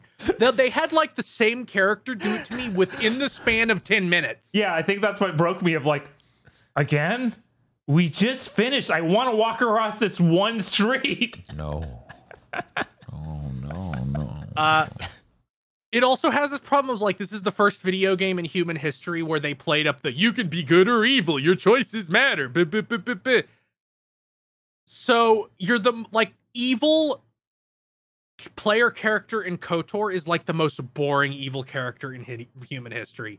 You're just evil in ways that don't even benefit yourself. It's just like, what's the worst you can be? Oh, it's like Infamous. That sounds like Star Wars writing to me. Yeah, and it being Star Wars also contributed, but the other problem is your dark side companions are the best companions BioWare has ever written. They're the coolest. They have the best designs. They're the funniest. They have the best stories. I fucking love Canderous Ordo, the Mandalorian that BioWare basically wrote all the Mandalorian shit originally, or a lot of it. He's really cool. And then of course you get HK-47, the assassination droid, who started the thing where he begins every statement with something like pointed inquiry, and then says this sentence, which is always delightful. And he's like, and in the sequel, he gives you like a 20-minute long lesson on how to execute Jedi, which gives you a stat boost. He's Nice. like, if I see one more person pull out a blaster and attempt to shoot a Jedi, I shall kill them myself. Jedi are very good at deflecting bad blasters, very bad at dealing with sonic weaponry or flamethrowers. They are basically, before the sequels and all the extended universe stuff went, no, Jedi are demigods who can deal with anything. HK-47 was there with the tabletop crew being like, they can block blaster bolts, but I set mines over every surface of this room. Let's see them force their way out of that. But then every good party member is just an annoying nag. That's why my favorite one, the favorite good one, is the R2 equivalent who does not talk. That sounds expected. Yup. My favorite part of the BioWare game is when I make them shut up. Right? Mass Effect, just having the player character talk improves it a whole lot, and they do get better at this character writing as they go on. But it is absolutely at its weakest here. It's real time with pause, so the combat's bad. I reached the point where I'm probably just going to turn it to easy on the next stream, because we've reached the point where it's like, no, micromanage everybody to win these fights. And I'm like, I don't fucking want to do that. If I have to do that, you should have made a turn-based game. That's my stance. If I have to keep pausing the game to give everybody their inputs anyway, you should have just made a turn-based game. Mm-hmm. No, yeah, I agree. Yeah, I really do. Yeah, it was. Yeah, like we tried that for a while and we found out. And we've reached the point where real time with pause is just dead. Like Baldur's Gate 3 is turn-based. It feels like that newest Pathfinder one. That one I think gives you both, but it feels designed to play turn-based. They patched turn-based into the first one of those Pathfinder ones they did. It feels like we finally figured out, hey, if you're not an action game, you should just be turn-based instead of this bizarre real-time hybrid. If dice are rolling, why isn't it turn-based? Mm-hmm. Yeah, I remember Neverwinter Nights even was like, why is it like this? No, see, that was the beautiful thing for me. You need to understand, I'm really, really young, because Neverwinter Nights just came out. And my brother's like, yeah, it's based on D&D. And I'm like, oh, that's great. Because when I look at this game, I just sit here and go, I would have to read a bunch of books for this to make any fucking sense why it works this way. Yeah, and it took me years, and then I played real D&D to go, wait a second, why was Neverwinter Nights like that? I'm also a huge proponent of either make it turn-based, or can we try a little harder on programming NPCs, like letting the player program NPCs? Like, let me dig into its brain. Let me set the if-thens. Let me do all the conditions, and like, if this, then this, and at this percentage, do this. I mean, between Bob's request for a programming language and me being like, in Final Fantasy 12, and me being like, well, someone should make that mod on PC, I think we're hurtling towards the future where some person who is a big fan of Final Fantasy 12 and Xenoblades is going to make an indie RPG for PC that's like, and then here's the whole breakout module system. Learn fucking... No, but the problem is, if some ambitious indie dev does it, it's going to be like, hey, you're some guy with your bevy of robot women that you built, and you can control their every move, and it's going to be weird. And then that'll sell 700 million copies, and you'll no, have to hear about it forever because it'll be $15. Right, like, where's the downside? I'm gonna have to fucking read those headlines in my timeline for the next 6 I'll just have to find out yet again a month after it came out. Wait, this bitch is from a game? She appeared everywhere. That's just how it works. Because your description just makes me think of, what the fuck was that weird Hayden or something? There's some weird game that just cropped up, and I was like, Haiti, that's the one with the robot with the giant ass. I know that's what you're talking about. Yes, that. Haiti. He was like, what the fuck is this thing? Whatever. That for me? Haydee. Yeah. So, like, and it was like a solid several weeks or a month, and I was like, what is this thing that... Yeah. And then it became, oh, it's a fucking game. Sure it is. Like, I still haven't looked up the game. Okay. Sure it is. It's a platforming game where the camera's always in her ass, and it's really easy to mod in new models. That's what it is. It's like the American equivalent of Honey Select, which is a similar thing that's made by like a Dojin game company. Can this be what Marathon is? It'd probably be better than what Marathon's going to be. Right. Sadly. Yeah, KOTOR, I'm pretty sure I'm going to get to the end of that game and be like, yeah, there's no reason to ever play this in the modern era at all. It has nothing of value whatsoever. Like, I'm not hating it, but I'm like, everything here was iterated on and improved, and this is like the beige cracker version of all this stuff. Are you planning on going to KOTOR 2 after this? Because that one's Obsidian, not right? immediately. Yeah, because that's Obsidian. I would have to like figure out what Obsidian games can I play, because they're all shaking apart at the seams, every single one of them. What Obsidian games you can play, and for how long? Yeah, that's the problem. And also that would involve playing some real time with pause games I really don't like Neverwinter Nights 2. So I don't know. Maybe we'll visit Obsidian at some point. KOTOR 2 is also a big thing because it's like, oh, you get the mod to put back in the content that they cut. Oh, a lot of that content they cut because it wasn't fucking done, so that you added a bunch of terrible content to this game to get like the 3 things that are actually good. And then the people who made that mod are insane and don't want to put out a version that just has the stuff that's actually done. Oh, of course. It's like no, keep the horrible fucking combat slogs where you control an NPC. Keep that shit in. Where you literally there's no transition into it or out of it. This is just where it would have been in the game. Look, you want to have all of the original vision, even if the vision was decided later to not be a good one. And then it would just be play New Vegas, the most treaded ground in the history of the world, because it's the only good Fallout game made in the past 25 years. Other than KOTOR, which I will continue over the next week and hopefully beat over the next week, the first 2 areas are like more than half the game. So, yeah, before they really fucking front load KOTOR. Like the first 2 areas take like 12 hours, and then I feel like the other 4 each take like 3 hours each, if that. Yeah, I was thinking about how many games I had played that felt like that, where it's just like, oh my god, this game's going to be enormous. I've only done 2 worlds, and it's been dozens of hours. Mm-hmm. And they're like, go to the fire planet. It's hot. Okay, we left the fire planet. Yeah, the future BioWare games, because KOTOR, I think maybe they do it in Baldur's Gate. I haven't played very far into either of the Baldur's Gate games because real time with pause.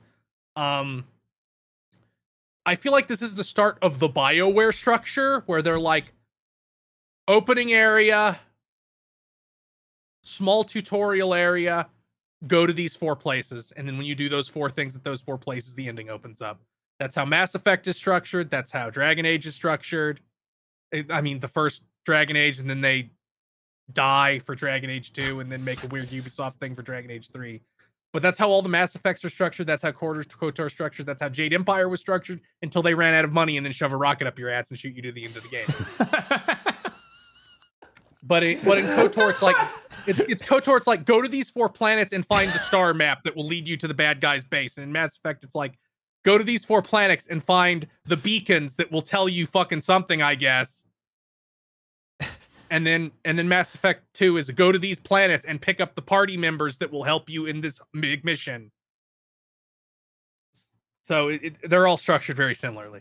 And then Dragon Age is go to these 4 places to get reinforcements for our army to fight the evil undead orc army. And like people have even made like charts of the BioWare structure at this point because it's so thoroughly trodden. That's great. Other than that, I beat Final Fantasy VI. Boy, the World of Ruin sure has all the ideas. Yeah. Like the first half of that game isn't bad, but it is like, man, you have like a normal structure in the second half where you go places and pick up new party members and do dungeons that have interesting ideas, not just mechanically, but interesting conceits. Like the dungeon where it's like, yeah, you can only get here if you take the Figaro Castle under the ground, and it gets hung up on it. You can go find the buried ancient castle, which is very cool. It is. It's cool as shit. The Phoenix Cave, where you have to have 2 parties where you get Locke back at the end, is also very cool. Mm-hmm. And then you have like the Dream Palace with Cian in his old castle, the old castle he was a knight in. I broke the Pixel remaster. Cyan. Okay. Yeah, Cyan. I was like, why do I not remember this guy? I broke the Pixel remaster. Did you know that if you use jump and then kill Kefka at the end of the game while the character's up in the air, the game locks up? What? Is that an exclusive feature? I don't think it's new. Somebody was like, yeah, that also happens in these other versions of the game. Weird. So it seems like a thing they just didn't iron out, so I had to do the final boss twice. Hey, at least there's a good song. which isn't hard because you give Terra the accessory that lets her cast twice, Yeah. and then the accessory that makes spells cost 1 MP, and then you go, I'm going to cast Ultima, spell that gives me another turn, Mm-hmm. and I'm just going to do that until you no longer exist. Yeah. That'll do it. And then sometimes Sabin gets a turn, and I have him do his fighting game super that also hits the damage cap. Great game. Not as story heavy as I remember. Like, they have so many characters, it feels like they have a very shallow amount of time spent on each character. Yeah. Yeah, that's Sounds right. Where there's that many, that's kind of how that has to happen. right. If you're not an absolutely massive game, yeah. Right. Especially in the first half. In the second half, they kind of get into everybody a little bit more because They do, when yeah. you re-recruit them, you get to go back and find out a little bit more about them. I'm curious. Does this have the CG cutscene they made for the PS1 re-release? There's no way. No, it does Okay. not. It has a couple like weird borderline HD 2D segments. Oh, But yeah, the I've seen pixel- some of that. The pixel remasters are what I would call vanilla plus experiences, where they're very close to the original game, but they have a wider breadth of colors because they're not on the Super Nintendo. They have remixed music. They have some mechanics that, help you out. And much like with religion, Vanilla Plus might be considered by some to be heresy. Where you just go, this is our revision though. Yeah, but it says it says no revisions at the opening of the book where it says this is the word of God. Well, no, this is the new word of What I'm trying to say is walking diagonally is a sin. That's basically what I'm just You can't walk diagonally in the pixel remasters, I don't think. I thought you could. I thought that Maybe was I'm a whole thing. misremembering. I was going to say, that'd be fucked up if you could do that. Yeah, I'm pretty sure that was the thing. Maybe Yeah, you okay, can. chat, Maybe I don't confirm it. remember. Okay. You never did it. You're like, Yeah, you why can't would walk you? diagonally. No, I That's probably- wrong. I probably did do it. I probably forgot because after that I went into Final Fantasy IV on the PSP. Mm. And I picked the PSP version for 2 reasons. One, I already had it and didn't want to pay $17 for the pixel remaster of Final Fantasy IV. Yeah.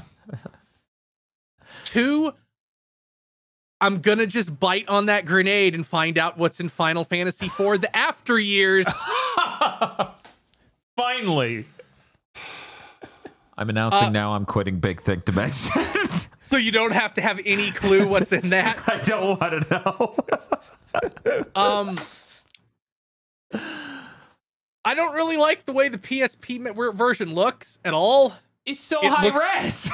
It looks like a cheap RPG Maker game. It has so many colors in every sprite.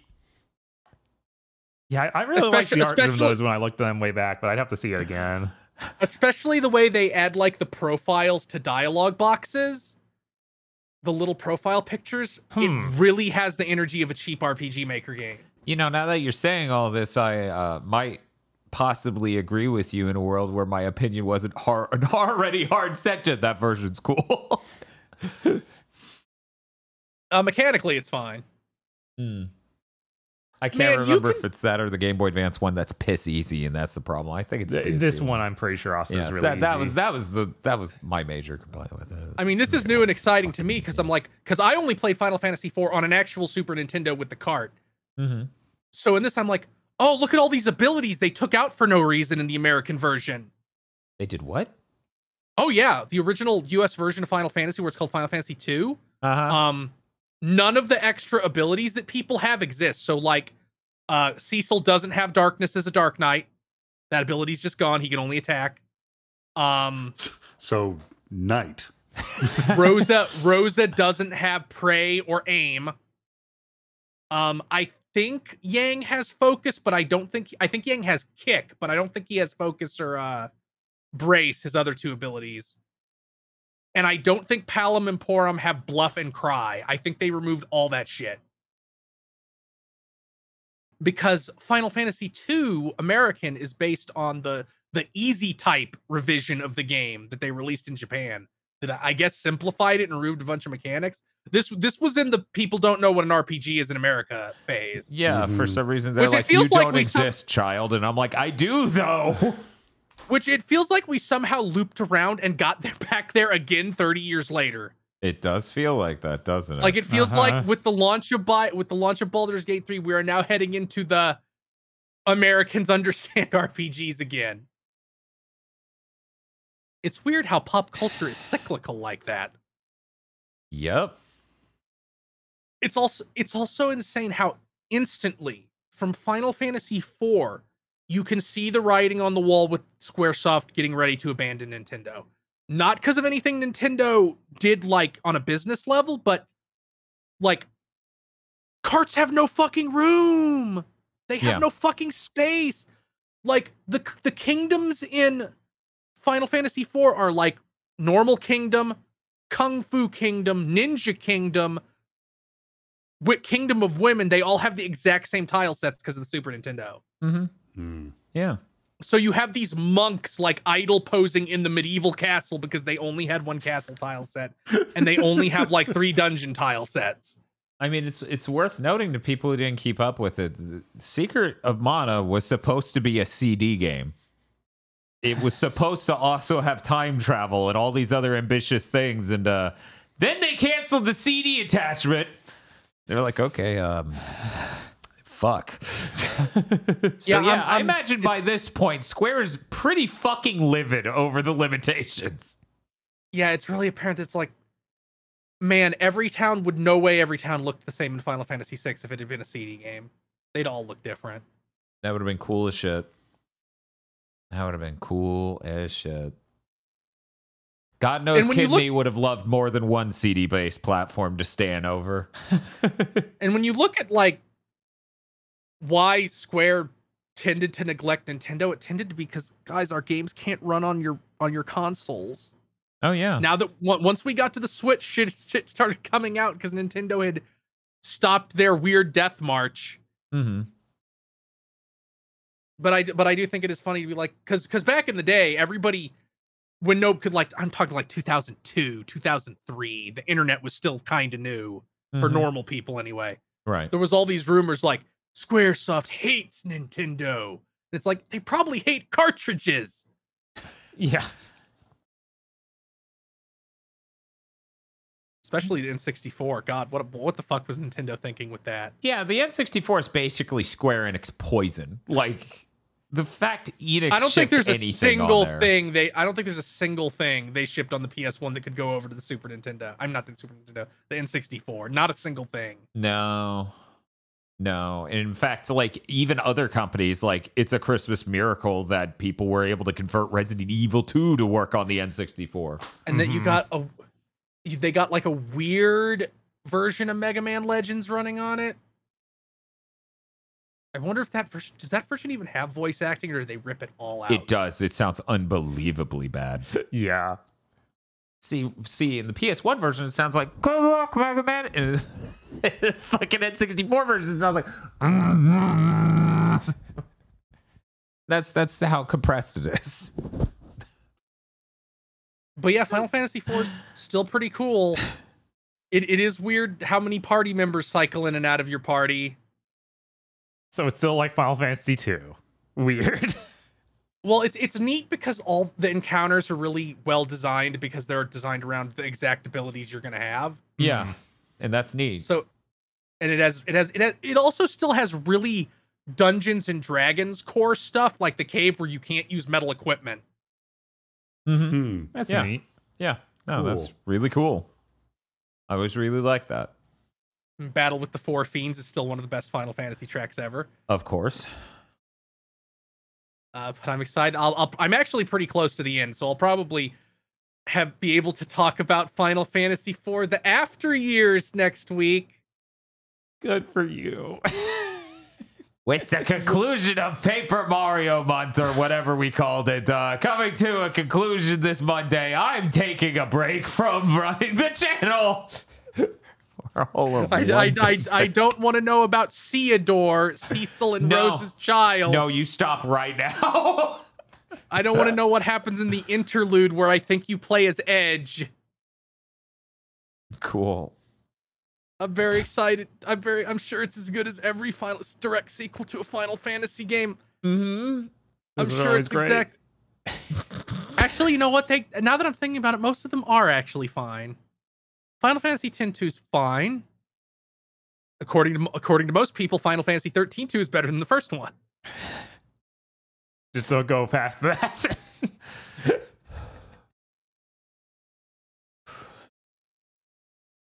I'm just trying to work out the blitzball exploding and killing him metaphor for Kane being a cock. He gets in an empty bed and it explodes. It is unbelievably funny how he gets his brainwashing gets broken free, and he's like, "It only worked because I'm such a cuck. I'm sorry, everyone." He starts fucking crying. And he's right to say it. And he's right to apologize for it. Oh, man. But yeah, I would say that once Final Fantasy loved Star Wars immediately. That shit did not start in 12. The Red Wings theme for the airships in 2 just are the Empire's theme.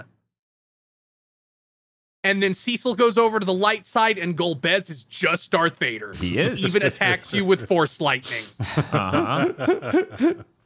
It's true. But those are all the things I played. Please look forward to next week when I have to talk about the most obscure Final Fantasy game in existence. I gotta get out of this somehow. You know what might be a good way to get out? Transitioning to the Podlords. Stop. Oh, fuck.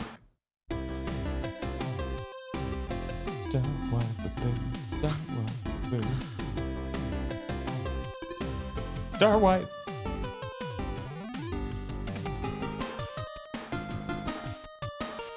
Yes, that's right. Oh, fuck. The Podlords. The Podlords. Oh, fuck. Podlords such as BN12, E. Lee Broyles. Bountiful blessings to you all. I'm not showing that image again. Good. Red Blaze 27. Suzushiro. Rado. 101 Shades of Wonderful Remastered. WTF Spider-Man. Mr. I Like Spam. I, for one, welcome our new aggro overlord, and as a trusted podlord, I can be helpful in rounding up others. Wide. DFW 3K. Despite using my 4-foot-tall spider to terrorize the locals out of easily plundered homes, I'm actually the good guy.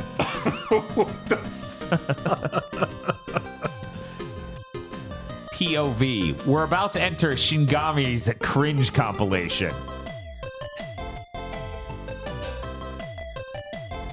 Kristen. 3.5 minutes of unskippable Juicifrost. Kyle Bjork. Oops. Baldur's Gate 3 made me forget to change the Podlord name. Teehee. Anyways, it's finally time to finish. It's finally time to Power Metal Pill Dan. One of us. No. Monster Hunter Rising. And Raiden? Did you know they're releasing a historical fiction horror film about Dracula terrorizing a merchant ship? I'm going to see it tomorrow. Of course. Boat movie. God damn. Cooper Tank. Legally distinct Chris Wolfhard. Oh my god, what is that? That's a character from Detective Archives Raincoat, I think, or Mystery. Whatever the new Kodaka game, by the new Danganronpa guy game. All right. It's only on Switch, so it doesn't exist yet. The Ochi grows impatient. He's held the Pikmin for 2 weeks. They are wilting. Please take the Pikmin. That is upsetting. Indigo Sykes. Drive Typecast. The Gigaboys when they hop on the cock. Bob, I don't remember a chicken in Mario and Luigi. Do you? What? I do remember the super nut. I do remember that was an important item. Luigi was a big fan as seen here. Evil Lucario. A raccoon that sleeps well knowing that Suicune got the best Paradox version out of the trio. Shinji16 would like to remind you that you matter. You are valid, and you deserve to be happy, since that's the plan, and I'm showing that one again! He'd like to remind you, you are oven. You have hot food. Yes! I'm out. Shinji16 Oven would the like to hot food, remind you cold that outfit. you oven cold food out of hot. Jinkari. Look, the chest has no bit, so here's Rudy. Wait a minute, I didn't get a picture for this. What? Hopefully, I think I showed that last week. That sounds like familiar I text, think I but showed maybe that. not. Yeah, you did. Okay, the Super Mim. I'd like to give a warm Soul Society welcome to our new 3rd Division Captain Skate Comic Guy. I'm showing that one again too. So much. You don't get to see Rudy, you get to see Jinkarius. Sarlene. Timothy Pfister believes Gravity Circuit deserves an award for the big brain innovation of you could do Azuna drops on bosses.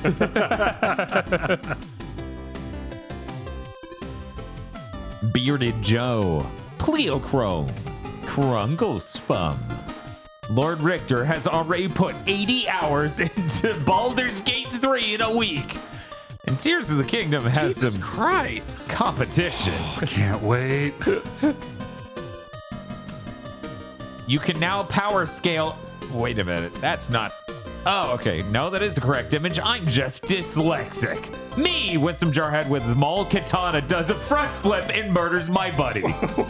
Oh yeah. Oh, okay. So in KOTOR, I'm playing as the Jarhead character, and because I'm doing melee, when you do like power attack, you do like a front flip to hit them with your vibranium blade before you get a lightsaber. So you are just doing front flips with the Maul Katana. You can now power scale Ed with a pebble in his shoe against Kaido thanks to One Piece episode 1071. I'm gonna have to trust you on that, Pop Lord, because oh god, I am not making it there. Speaking the language of the gods. Right?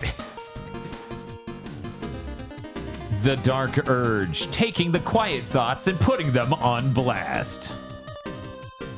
Bandai Namco believes that this is up to interpretation. Sakura trick for anyone who's curious, by the way. And that's last episode of Big Thing for anyone who's curious, by the way. And Dog! Dog! Thank you very much to a Dog Lord! Dog. Thank you, Dog. And if you'd like to become a Dog Lord, go to your local pound or humane shelter and pick up a pound puppy today, because we live in a cruel and unjust world ruled by sociopaths who say that a dog can only stay in a shelter for 36 seconds before they start looking to put them down. And if you'd like to become a pod lord, you can go to our Patreon at patreon.com/gbpodcast. For as little as $5 a month, you get access to many benefits, such as early access to Pokemon Go to the Movies and Chugging Bleach, our 2 monthly anime review podcasts. In fact, pretty soon you're going to have a Chugging Bleach episode covering 10 episodes of the Captain Amagai filler arc. You also get a patron exclusive show every other month where we watch a good thing, and you also get that it also funds a public show where we watch a bad thing, and the bad thing you get a commentary track for. So you're going to be so full of commentary tracks for things you never want to watch. Yum. Just poke that Dr. Horrible sing-along blog down. Just poke that Wolverine Origins down. Oh god, Wolverine's coming at it so fast. Please, Bob Iger, won't you pay them? It's actually getting worse because it looks like reality show workers are going to go on strike also. Yeah. But you also get a movie, Isolation 119, a spectacular indie film about a man going to Thailand to solve the injuring of his brother at the hands of a disembodied spirit. But most of the time, he just sits in a chair drinking beers and picks fights with the locals. It's true. He somehow finds the one other white guy in this chunk of Thailand and gets into a fist fight with him on a lawn. That's patreon.com/gbpodcast. And if you don't have any money, it always helps us immensely. to tell your friends, retweet our promo tweets on Thursdays, rate us on Thursdays before Twitch removes that feature, rate with a T us on your podcasting app of choice, and like this video on YouTube when it goes up if you listen that way. That's patreon.com/GB podcast. Thank you very much. So we've got some news. Let's start with Aggro. Wait, where did his giant white head go? It just slipped out. Do you think it could slip out of most situations? I don't know that that's possible. It was stretched enough it can slip through most things. Oh, I don't like this. I don't like him sliding under the door. Yeah. I guess I'll talk about my news. Hey, Bob. Hey, what's up? So we got pics and details of Nintendo's expansion. You know, we've referenced this before, how they're building another building. Okay. They have upped it. That Nintendo is releasing an expansion pack for Switch. The expansion for their headquarters. I mean, it's Nintendo expanding. Yes. What is this? Nintendo's really gotten into expansion, okay? Yeah, Google Nintendo expansion now. Inform yourselves and look for pictures. Just change to the Immediately. Aggro leaves Put in whatever you want. Animal Crossing can go in there. Here's some suggestions. Isabel? Aggro, how dare you leave the podcast? Mayhem let out the second you left. Anyways, the second fucking building. It was going to be 12 stories. It's now up to 13. And it will be up and running in like 5 years. And this shit is huge. It is massive. This is a whole fucking other building for them to have in-house first-party development done. Yeah, that's crazy. Yeah, I imagine they're probably just going to rent space and start hiring for that now, because it was obviously like, we need these people for the Switch 2. Man, this is really how a company that's in it to win it looks when they have a large amount of money to throw around to fuel that sort of expansion. Yeah, I saw you drop that in the Discord, and I thought about that thing where I said, oh yeah, Sony's just going to fuck up the last half of this gen and the next gen. I can't wait to be a Nintendo fan for the next 10 years. But the question on everyone's mind, why didn't they just buy a publisher? Hey, Chris, I feel like if you ask Nintendo, they'd go, no, we want to pick our employees. No, we care about what we make. We're trying to make better things to make more money. Why would we buy our competitors who will die when we make more money? Okay, here's Johnny? Here's the worst news of the week. Magic the Gathering has announced a full series collaboration with Final Fantasy. For the whole series, every game, coming in 2025, which is just far enough out that I'm going to have to put on my clown nose, because of course I want to be able to say, I tap my Make Mako reactor to play Cloud Strife. Back into the wheel of despair. My favorite part, Magic the Gathering announces, not Wizards of the Coast. Well, that name's burned. We can't. I mean, that's fair. And I feel bad because just before this came out, I had been mocking them because they put out their content roadmap. It's like Fallout collaboration, Assassin's Creed collaboration. I'm like, nobody wants that. What are you doing? They're like, Final Fantasy, it's so far out that we're giving you Mark's time to save money. And I'm like, nah. You're going to need it. God, I feel bad because this is the only trading card game I've ever got into. I'm like, oh no, I couldn't do this. That's messed up. I just wanted to somehow be legal to play against normal Magic the Gathering decks. Oh, I yeah, just it's gonna need be. this They have to to just be. be That's the point. in addition. Right, but that's why I specified it's not Wizards of the Coast, right? It's Magic the Gathering, so it's just like, and then Slivers the Heiress. I don't just 100 of these fucking tokens, these 1/1 fucking vicious slivers. Just Me eat putting that on my bitch. clown nose and buying the really bad pre-structured deck that's Final Fantasy VII themed for $85 or however much it is. Yeah, this sounds great. Terrible. I hope that they have good art because that's the main thing you can get out of these collabs. Like They've had really good art like, with their getting previous these. collabs. Mm-hmm. I hope. Like I know they had a Godzilla collab that had sick art. Shit, some of the Lord of the Rings cards had the back sheet art. Are you fucking serious? Mm-hmm. That's dope. That's really good. Yeah. No, Hasbro pulled the stick out and they're like, make more money. They're like, okay. All right.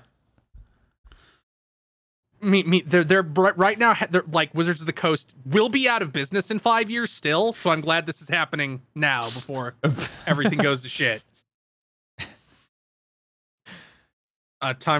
So they announced Red Dead Redemption for PS4 and Switch. It's out in 6 days.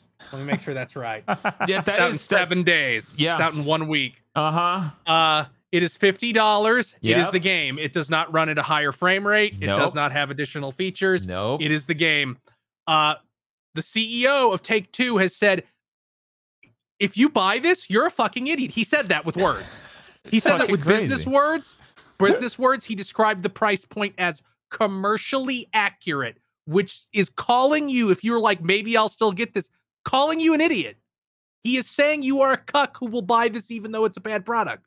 I'm really fucking annoyed by this. Like, deeply, deeply annoyed. Didn't they even take out the multiplayer?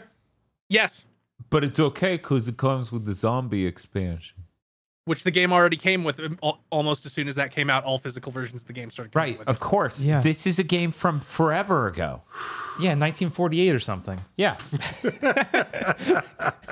So last week Might we as had well that bit be. about how last week we had that news that third parties were gnashing their teeth at Nintendo to not make the Switch 2 backwards compatible. And this week Rockstar announced a port of an earlier game for $50 with no additional features. Perhaps these two things are related.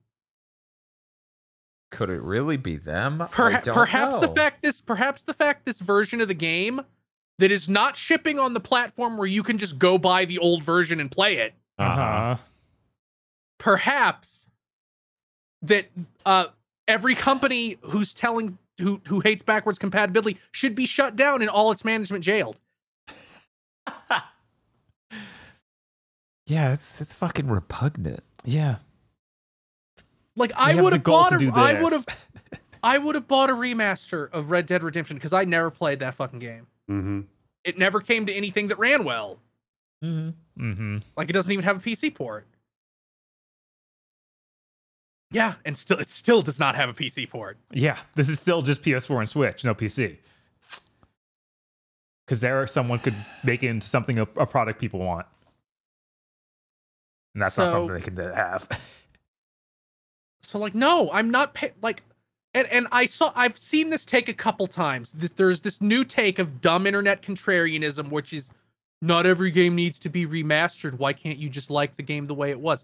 You know what? Fair. $10. Mm-hmm. Yeah. Yeah, that's Right? like there's there's a school of moralist thought that says if a game is unavailable commercially, it's fine to pirate it. Yeah. This does not break that threshold. I don't feel. No, No. it doesn't. No, I agree. This literally is on par with a physically exclusive release from limited run games. That is not real distribution at that price point and that feature level. Worst part is, the shit ain't Double 11's fault. This is like the people who made it just being like, no, we're not giving you enough money to improve this. Yeah, I was surprised to see $50 fucking dollars. those Double 11 employees like owning the release of this. I would just stay quiet and say nothing about it. Just like, yeah, our company did this. Yeah, this is not a good moment. Mm-hmm.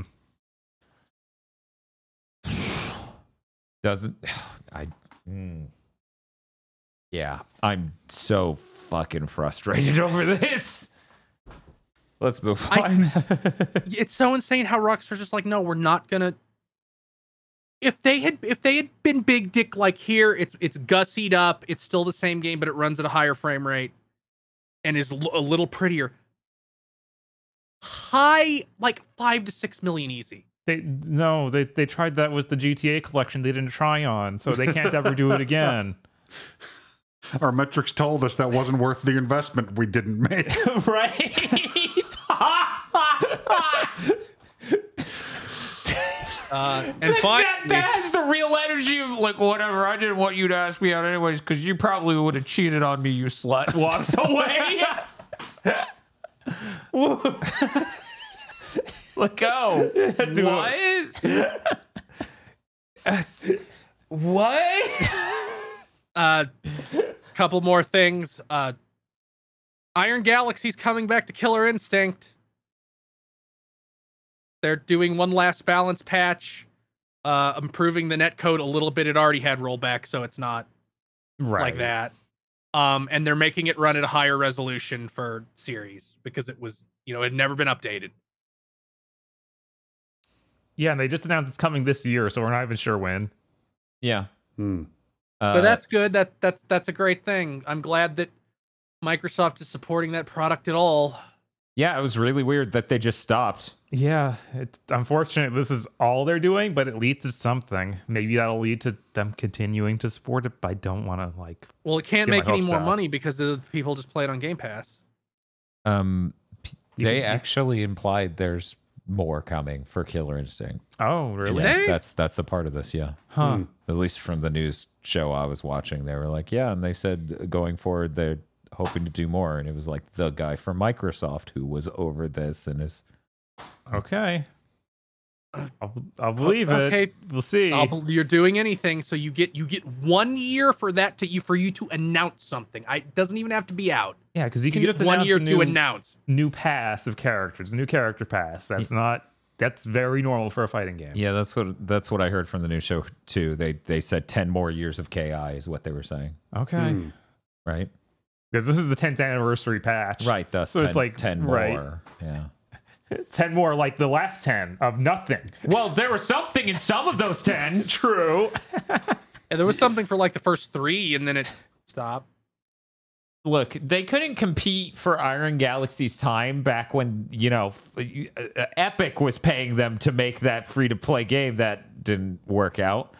And when they were doing their own game, that didn't work out. And when Capcom hired them to do a thing or two somewhere along the way, and That didn't work out. And then when they were hired to do the PC ports for various games, none of which worked out. man, Maybe Killer Iron Instinct Galaxy is- has never done anything good except Killer Instinct. Killer Instinct really is their crown jewel, and for some That reason, they didn't even Microsoft- make 60% of. Oh, Yep. yeah. No, let's be real. The real heroes are like Double Helix, Who are now rest dead, in I think. peace. Yeah, They were absorbed by Amazon. Are they truly dead or I just think they're a lick? actually truly dead by So, now. okay, Bob, if you go into the alien flesh castle and see your friend's face on the wall, is he still alive? If only Duke Nukem Forever answered this question with some sort of gravitas and deep consideration for the issue. And took it seriously and handled it respectfully. Yes. And Randy Pitchford didn't belong in a ravine. And Yeah. finally, a couple weeks ago, we had Sega copyright Sonic and Friends with a logo, and we made Garfield and Friends joke. Apparently, this is gonna be a series of like baby tiger do baby tiger do like it's gonna be that tier of CG cartoon for TikTok. I didn't look into this at all. All I'm seeing is your blurb, and I don't want to learn anything else. Fucking what in the hell? All right. Well, we're leaving the Chris news. Hey, Bob. Hey, The Bob news era is now. sure.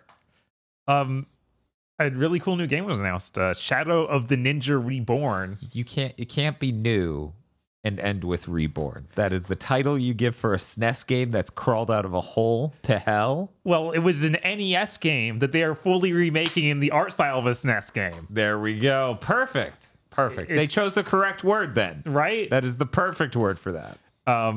It's done by Tengo Project, the guys who did like the Pocky Rocky Reshrined, Ninja Saviors, Return of the Warriors. Okay, so it is literally them. Yeah, it's literally them. No wonder they chose the correct word. Yes. Damn it. it looks really cool. It's apparently fully co-op. You play as these two ninja characters in a side-scrolling combat sort of game, and it looks like you pick up a lot of different items you can switch between that are different kinds of attacks. So they showed like normal things like kunai and other like caltrops and other stuff too. And you have The like a grappling original was hook. pretty cool. Yeah, I actually never played the original, but that did look nice. It's not as good as Ninja Gaiden, but it was fine. It's like a perfectly serviceable NES game. I'm sorry, I'm losing it over chat. NES games getting reborn. Red Dead staying unredeemed. I do hope it's good because I didn't really like Pocky and Rocky Retrined. I thought that was a pretty big disappointment because I felt like it seems like they based it off the arcade game. Mm-hmm. Yeah, And they should have been like, no, we're gonna make Super Pocky and Rocky 2. Yeah, it really didn't feel as good as the console games, which is really weird because I think that their Ninja Saviors game was really good. Like that felt like a legitimate upgrade over the old one. Did they also do that? Did they all do that? What also do that Wild Guns one, or was that a totally different? I think they did that as well. Yeah, I think, but I could be wrong. Yeah. Someday I'll play that because it was full price at launch, and I sure as hell wasn't paying for that. It was really weird. It was full price, so I didn't pick it up. But then my brother owned it, and I played it at his house, and I'm like, this is fucking sick. Why don't they do more games like, oh, I'm an asshole? Look, I'm sorry. Even a souped-up remake of a Super Nintendo game isn't getting $60 out of me. But I think it did okay because it was Switch launch year. Yeah, that does help. That does help. Yeah, it seems like they've been pricing things more reasonably recently. I think the last two were like, I think Pocky Rocket was like 30. It's still too much. 30 or But 40. Yeah, I think 40 is a much I can swallow a lot easier. Yeah, I feel like Wild Guns was like 30 or 40 as well, which Okay. still felt like, Yeah. whoa, this is a fucking SNES game. They're like, we added 2 characters. One of them's a big lady. And I'm like, yeah, but it's like a game that's under 2 hours long and it's $40. What? Like that just felt like I've come too much. around a lot to just buying that shit because it's like I can't say shut up and make games rational if I don't buy these things. So I'm gonna buy these things. Yeah. Also, I still didn't have money at that point in my life. Right. to be Man, perfectly how many- clear. Yeah. How many like once the Switch 2 surfaces at all, once they acknowledge exist, how many people are just gonna dump their launch announcements? Be like, here's a million things we've been sitting on for this. Because that's gonna be a gold rush. Yeah, it is. Nintendo's hit launch title, Clubhouse Games 52. I'll take 2. $70. Ray traced. What was that? Vroom in the Sky? Is that what it was called? Vroom in the Sky. That was 2. I had to go look because I got curious about what did the hell as a series and where the ups and downs were views wise. And one of our best performing episodes of What Did He Hell is Vroom in the Night Sky or whatever. Uh-huh. And it's just a Switch launch year title that didn't even launch in our region when we covered it, right? Right. Where you're a witch on a bicycle that just can fly, and it's a dumpy flying game. That was a moment. Anyways, looking forward to the sequel, man. Right. It's going to be right there. Switch It's gonna 2 be launch. so good. It's gonna have DLSS and everything. But yeah, if you haven't looked this game up yet, go check out the comparison pictures for Shadow of the Ninja Reborn. It's kind of crazy. Like, it doesn't look the same at all, going all the way to the Super Nintendo art style. Right. But I got other news. Modern Warfare 3, the Call of Duty game, is going to come out November 10th.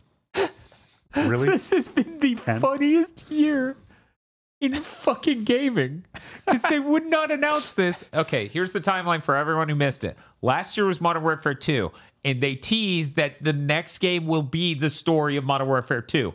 The beginning of this year, they go, yeah, they didn't really like that. The plot of that was supposed to be an expansion, but like we're not getting a real Call of Duty this year. They're just going to support it through multiplayer stuff and some sort of campaign thing. And then somewhere in this year, they went. They did it. They pulled an ODST. This is a full game now. Yeah. they're going to You're sell gonna have this to for be there day one, $70. aren't you? Yes. Because it's gonna be a disaster. Isn't it? Now I have to know. This might be, in fact, the most half-baked Call of Duty ever made, which is incredible. Part of me is convinced that this might be the best one since Cold War. I know. That's the messed up this- thing.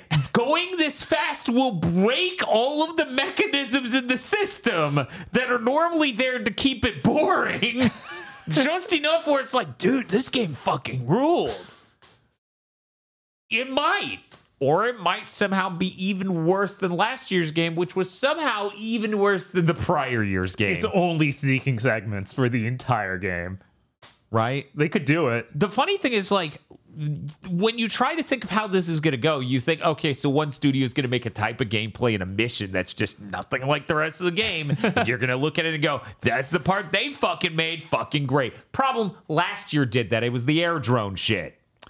Last year did that like 3 times. Because Yeah. also the weird The thing where you're, vehicle the shit. vehicle one where it's trying to be Uncharted 4 and really bad. Really bad. Like fucking unreal levels of, yo, this should have shit. So, oh boy.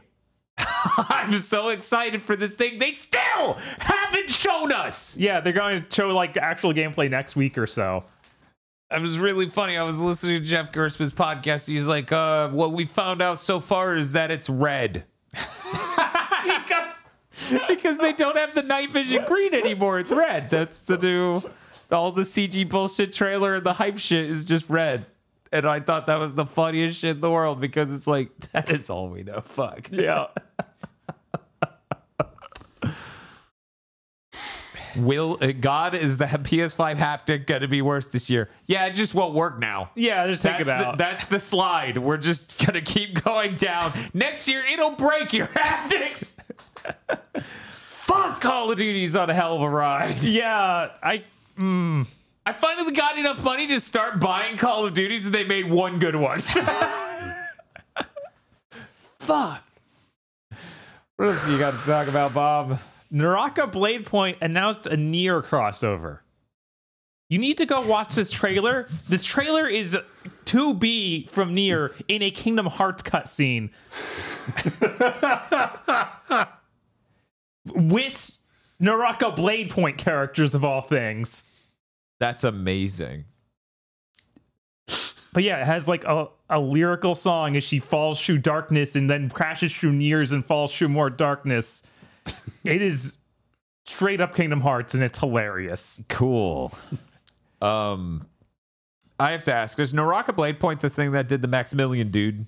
Yes, the same one. Okay, Yes. so that's why it was the second most downloaded free-to-play game on PlayStation in like Europe or something. I mean that just was one of the most popular PC like free to play battle royales. right. I just like, man, they're just making these deals, and Yoko Taro, as always, will let you put her in anything for money. Yes. You also get like earlier Nier characters. Yeah, it has near original characters as well. The costumes. You mean Drakengard near original? No, unfortunately, no Drakengard. Oh. But yeah, Kane, and then the Nier brother. I can't remember his name. His name, he doesn't have an official name. People just call him Nier. Okay. Yeah, you call him Granddad, little boy. Yeah, he doesn't have granddad. Oh, that's unfortunate. The costumes are pretty pricey though. It's like I booted the game up and checked it out. Give us your wallet. What do you mean? All of it. I think it came out to like somewhere around $24 to get the hair, the outfit, and The cheeks sword. are sold individually. That's a lot better than the Teenage Mutant Ninja Turtles in Street Fighter, which we didn't cover, by the way. There's gonna be... we have they're a in the- KOF yeah, I got segment. a gigantic we did We have an Evo Evo section. segment. Yeah. It's, Oh, I didn't see that. yeah, it's a lot. Yeah, they in fact announced so much. We'll get to Turtles in time. Thank you, Bob. I'll get to you in a minute. We had another big event this week too. Devolver Delayed showcase. That was the funniest shit in the world. I'm like, holy fuck. How did they do it? How did they hit a new level? They literally rolled out all of the Nintendo Direct sort of like cosmetics for their just show of these games are delayed. They're 2024. They literally announced this fucking show. They're like, look forward to the delay direct, so that way we can tell you what games aren't fucking coming out this year. God, they're so funny. So Plucky Squire, Stick It to the Stickman, Skate Story, Angerfoot, Pepper Grinder, all delayed to next year. Okay. Yeah. Whatever. Those games all look really good. Yeah, the perfect showing. Frankly, it reminds people that those games exist and lets you know that ain't happening. Yeah, they also entered it with games that were coming out this year. It's like, I don't care. This is not I what didn't this is show about. up to this event for this. That's me impersonating a Nintendo YouTuber whenever an RPG's on screen. God damn it. No! In my last piece of news, they gave us a date for Final Fantasy VII Ever Crisis. For people who do not know, this is the Final Fantasy VII remake that is for phones, so iOS and Android, and they're remaking the entire franchise. It's out September 7th. I don't know how much. Entire of it's franchise, but that's just one game. No, it's not. That wasn't even true back then. Remember Final Fantasy VII being in air geese and tactics? I was gonna say, does Airgeese is that part of this? It does not seem to cover those. if we So it's not the whole franchise. No, he's right. It's true. He's right to say Maybe it. The they'll get- giant head floating in this room is right to say it. The gun is good. I'd be interested in this, but apparently it has standard like mobile monetization, so fuck it. Oh, really? Yeah. That's weird. I Yeah. wouldn't have expected that. Like Yeah, it has mobile monetization and like a lot of grinding, and I'm like, I just want to know what happens in that stupid fucking phone game about the Turk. Please. All I ever wanted, and you won't give it to me. Yeah, I'll probably try it out and see how it is, and then hope they ported it to anything else. So, see, you know what this really is? What's happening here is they saw Fantasian was coming to Steam, and they're like, oh, these iOS fans, these mobile gamers, they need a new RPG experience. Ever Crisis. We have Evo news. A lot of Evo news. Yeah. I would like to state miraculously our stream did well because we streamed the first day of Evo and not the others. Right. We would have been fucking murdered. So thank God we didn't do the 1,000-year door because we would have been live for 15 hours on Sunday and the only way you would have known was a VOD. Hey, Bob. Hey. You watched Evo? Question mark? Not that much. I looked at all the news and watched all the trailers that came out, and I was able to catch a couple matches of Street Fighter, but that was about it. We talked about that. I'm going to jump at this a little out of order. Okay. We talked about that Grand Blue Fantasy versus character Nier, I believe, a different week. Yes. They showed that trailer. Mm-hmm. Love that character. That's looking like a great character. It's like if Carl from Blaze Blue was deeply menaced by mental ills. And I love that. It's less I have summoned this cool robot and oh god, oh god, oh god. It is in my home. Where did it come from? Wait, what the fuck were we saying? I made it. We were making a joke about something. it was during Oh, Bleach. it's Bleach. Okay, we can't talk Yeah, we about can't it. talk We about gotta check it out on Chugging Bleach, the podcast. You should sign up patreon.com/GB podcast because that joke is a good. Anyway, hey Bob. Hey. That character looks cool, and I'm even more excited for Grand Blue Fantasy versus Rising because of that. But they announced another Yes. confusingly, similarly, half the same named character, Grimnir. Yeah, Grimnir looks really cool. These are not two words, one word. One word. Grimnir. Seems to be some sort of giant lance. In don't the have enough- thumbnail. We don't have enough pretty boys, so there we go. Oh yeah, I need to throw this in here. They announced a special Grand Blue event about this and Relink for September. That shit is launching in December. Either end of November or December. We're fucked. Which that thing versus Relink. Yeah, Versus launches November 30th. And don't I've had know- multiple people just come up to me being like, who would theoretically know and be like, you're fucked. Fuck you, motherfuckers. God, if they'd release it in December, that'd be crazy. I still like kind of no. That's gonna be the first couple months of next year. The only thing that could save us is if they're like, it's November in Japan and January in America. Q1 in America. Just tell them that's how time zones work, and we'll be fine. Save us. Hey Bob. Yeah, We got some news about Grand Blue. You want to go over it? sure. They also showed off that there will be alternate costumes in this game. They showed the one for Gran, the main character, which is a pre-order bonus, I believe. But this is kind of a first for Arxis games on this sort of cell shade style. Like typically we don't get totally new costumes. We just get wholly different characters. Oh yeah. So this is really neat to see them do. I have to wonder how many characters are going to do it too, how much they're going to charge for it when they do it. All that. Oh, this is going to be gotcha whale money for sure. It's going to be like $25 a costume at least. We'll see. Hopefully not. They also 'Cause said that this game has finally sold 1 million copies, which is pretty cool. Yeah, the original. Yeah, I bet this will do better than the original because it will load first at all and have good online. Yeah, it has good net play. It doesn't launch the day of the pandemic started. Yeah. And this was also in the interviews where the director was like, before Rising, we picked characters based on who we thought would be interesting to be in a fighting game. Now it's fan polls all the way down. There we go. Ooh. I mean, they did those multiple fan polls like 2 years ago or something. Maybe it was only one. So I assume they have a lot of data.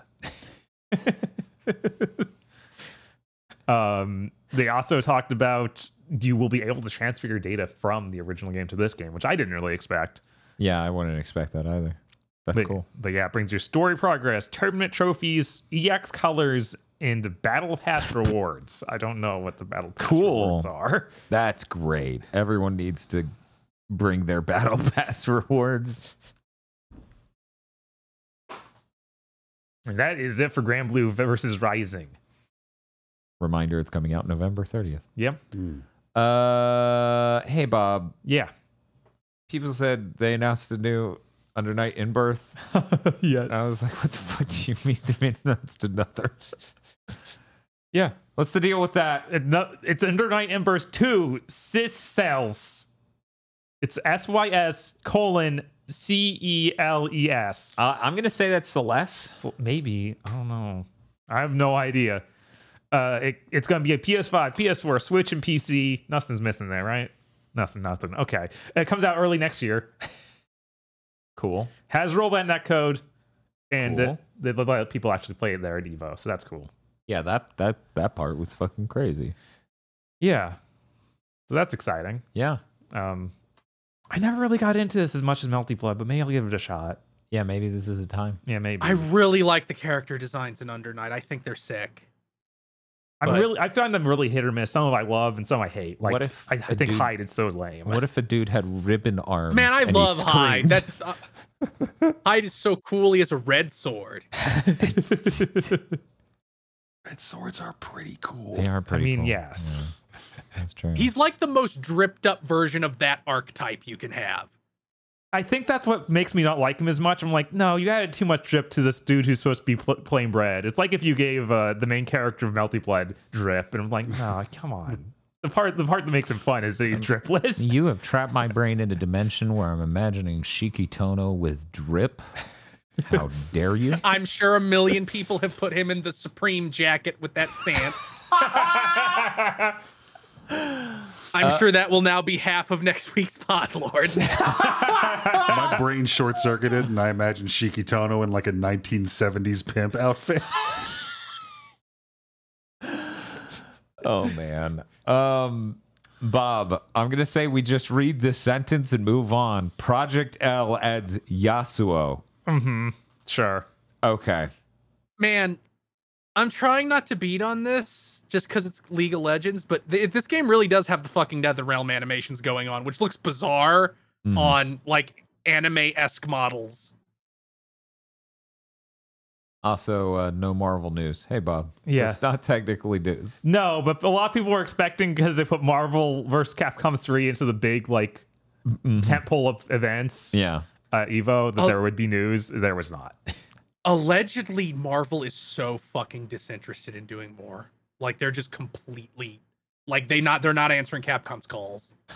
Well, they're too busy having a secret invasion of Bob Iger. They're too busy with every single Marvel game made in the past 5 years that wasn't Spider-Man bombing. Yeah. Yeah. That's true. I still feel really bad about Midnight Suns bombing, because if they had advertised what that game actually was, which is a big part of it, is walking around the base with your character talking to Marvel characters and having like Mass Effect style dialogue with them, there's a lot of people who would have wanted that. Oh, yeah, for sure. What if we just show you an awful looking Wolverine and then don't elaborate at all? Right? That shows you hideous Wolverine. Doesn't elaborate. Leaves. Let's move down to King of Fighters. Sure. We'll end with the top note. Okay. Because it's such a positive thing, and that's how you should present it. But anyways, hey, Bob, what's the deal with King of Fighters? They're adding Do Long. He's coming out in autumn. For people who don't know King of Fighters that well, he is a character who was added, I believe, in like 12. He's got a weird cone head, and he's got a fighting stance where it looks like he's broken his own foot. He was neat. I liked him in the old games. Neat to see him here. They also said that Najaj is releasing this week, so she's basically out, I guess, sometime. Within today or tomorrow. They gave us King of Fighters 13 global match is coming out November 16th. So they give us a launch date for that. It's neat that thing's getting a re-release. I'm glad we have a date for it now. The Samurai Showdown rollback update is coming in September. It's still not out. I was going to say, had that not happened yet? No, they announced this over a year ago, and they're like, we're trying. And it feels like every other month they're like, yeah, it's still coming. It's coming along. Okay? Shut up. We're going to do it soon. Please continue to buy copies of Samurai Showdown. They won't do that. They won't. And then they showed us the first look at the new Fatal Fury game, which now has a title. It's Fatal Fury City of the Wolves. That's pretty dope. It is pretty dope. The visuals, though, it kind of looks like they just used the same models almost as King of Fighters 15 and put it on. They look much better if you look at them side by side, especially Terry. His coat looks so fucking shitty in KOF 15, and it actually looks pretty good in this one. Okay, I may see this more 1-to-1, but it looked like, oh yeah, we put a little bit of the Marvel vs. Capcom 3 sort of filter over it to kind of hide that it still is our basic looking model work. Like, I'm sure they're built off those models, but they do look like a distinct improvement. All right, hopefully, I'm really excited to see more of this because they showed like very little here. And then it said furiously in development.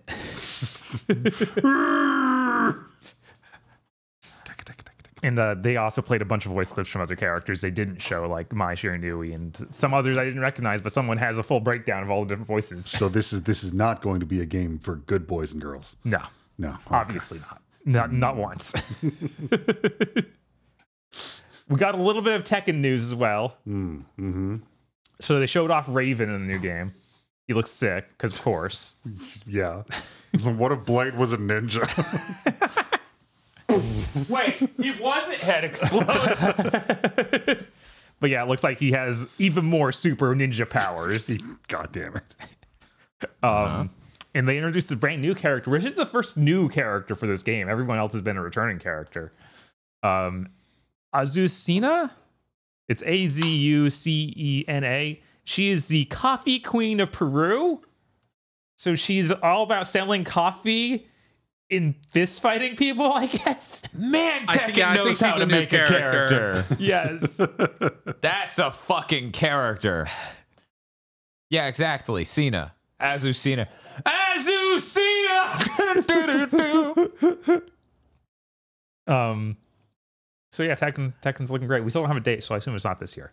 Yeah, I hope not. The Oh motherfucker. yeah, I feel like the last chance for them to announce it is maybe they announced it at Gamescom. Yeah, maybe. I'm gonna need them to not release that game this year, so that way next year's weird as I'm like, number one game from the podcast network is GTA 6. Number 2, Tekken 8. Oh, fucking. That's not true. Those will be number 7 and 8, and then the first 6 will be Nintendo things they launched at the Switch too. It's so true. Oh god, they could do an Odyssey like level game of the first year. Yeah, That's because insane. what we're looking at is it may have slipped slightly, and if that's the case, it's not a hardware thing; it's a software. Like they want to have their bangers 100% done, and if that's the case, Pokemon Scarlet and Violet 2 is our podcast network game of the year. finished edition. Turns out we accidentally made 2 Pilot Wings games and forgot to release them. Here's a collection. It's also Just worth attaching noting that this Dan. character has a rivalry with Lily because her name means Lily. Oh, I thought it was just because of the tea coffee thing. Oh, that's so good. That's really good. That's really good. That's awesome. Huh. I love Tekken. They make some good ass characters. Yeah, they do. We got more stuff for Guilty Gear Strive. Yeah. They announced Season Pass 3 is going to be $25. The first character coming is Johnny. It's been long enough. How long has it been? I don't know. 2 years. 2 years. This game Something came like out in that. 2021. Okay, so he was an extra. Yeah, he was in the last game. Okay. Like, Yeah, there's he's an not been a extra. game he's missed. I was gonna be like, I'm excited for my patented online Johnny gameplay where I start the match, I throw all 8 coins, I whip Mistminer, and then I rip the cable out of my PS5. That's how you do it. I think that's the Johnny classic. We call that a number 1 on the menu. I think it's funny. Johnny's design hasn't changed at all in any iteration. Not even I think one thing. I think they removed his tassels. He had tassels on the skull in Xrd, I think. Did he? I believe so. I think like his little skulls had tassels. Oh my god! I have to Or change the things on his chest. Now I'm just like They- his they- lack of nipples. They made him sluttier, I guess, because now his jacket is just like, no, you can see his cum gutters. They're right there.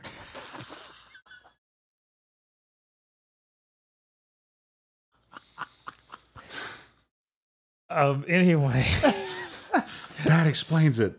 I saw Chris tweet that, and I'm looking around for pictures of Johnny Cage that are like that, and I'm like, nothing's coming up. I don't know what he's talking about. Hey, Bob. hey, they're also adding new stages and new characters for this pass. I Okay. think 2 stages and another one more character this year, and then 2 characters next year for this pass. Okay. We don't know anything about what those are going to be. They are also adding new moves to old characters, so that's neat. And this is free. That's not something. That's not a part of the season That's pass. not part of the I don't season have pass. to Thank God. pay to get my character rebalanced. And they're adding new offensive and defense mechanics. Like there's something called a wild assault, which is a lunging attack that'll be different for each character, and a deflect shield, which can apparently block any sort of attack. Which That sounds really interesting. yeah, I'm curious how these things will play out. This game really does need some rebalancing, reworking, and make it more interesting. Yeah, I was gonna say it needs more interesting angles, kind of like Street Fighter 6 has. So Yeah. that these sound like it could attempt that, Mhm. and so that's really exciting news. Now I got all the Street Fighter 6 news. Is there a reason we're skipping Mortal Kombat? Oh, whoops. No. My eyes glanced over it. Mortal Bob's Kombat. like, yes, I hate Havoc. I mean, First off, So do you I. remember Havoc. Secondly, you remember him and hate him. yeah, basically anyone from those PS2 games should probably never be mentioned again. What about Mocap? I was going to say, before we begin, is Mocap in this news? No, he's not. Who I the know, right? fuck is Serena? Guardian of the Moon? Reminds me of a West Side Story. They did a big trailer that showed Reptile, Ashura, Havoc were all regal characters. Serena is a cameo fighter. She is another character from one of those PS2 games. Cool. No, she was a fucking boss in Mortal Kombat like the Sub-Zero thing. Oh, She's from that. mythologies. Yeah, She's in she's from that. mythologies. And I think she was in one of those like one of those 5th gen ports of Mortal Kombat. That's funny as original. fucking shit. I really like what they did with Reptile, where he's a guy now. Yeah, Like he's like normally a big lizard man. The whole being a dude is just camo. You're telling me the and now- normal form of him is the giant reptile, Yes. and that he just wears a people skin like he's a character in Tower of Fantasy. Yes. According to the crazy. trailer, he has the unique ability amongst his race to turn into a human form, which makes his own people hate him.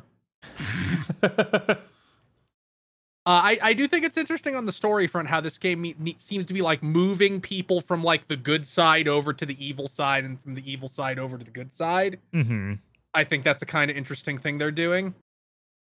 Yeah, you gotta shake it up. Yeah, even though Astra's from a bad PS2 one, she had a really interesting design mechanic. Apparently, she's some demon that's like purged all her evil, so she's like got holy powers now. Yeah, it was cool as shit. I was flashing back to Magic the Gathering shit, where I'm just like, that's the coolest thing I've ever seen. And I was a kid. But Havoc sucks. Yeah, this trailer is really sick, and it unfortunately pushed me closer to picking this game up for $70. Right? This is a lot of fucking money. Yeah. And every time they show here are the cool crossover characters we're doing, I can't help but laugh. I 'cause know this really cool trailer with all their own individual lore building up stuff from Mortal Kombat that's cool. Right. It ends with Here's Homelander. Yeah, here's Homelander. Homelander and that guy from that meme that you see on the internet. yeah, like I don't even know his name. I just know he's the meme Omni-Man? guy. Yeah, I guess. Omni-Man. Yeah, I think that's who I'm talking about. I just The one who yells at the Invincible kid. Yeah, J.K. Simmons. Yeah. Yes. See, I'm excited for these characters just so I can see the compilation video of all their unique intros with other characters. Mm-hmm. Those are always fun. But other than that,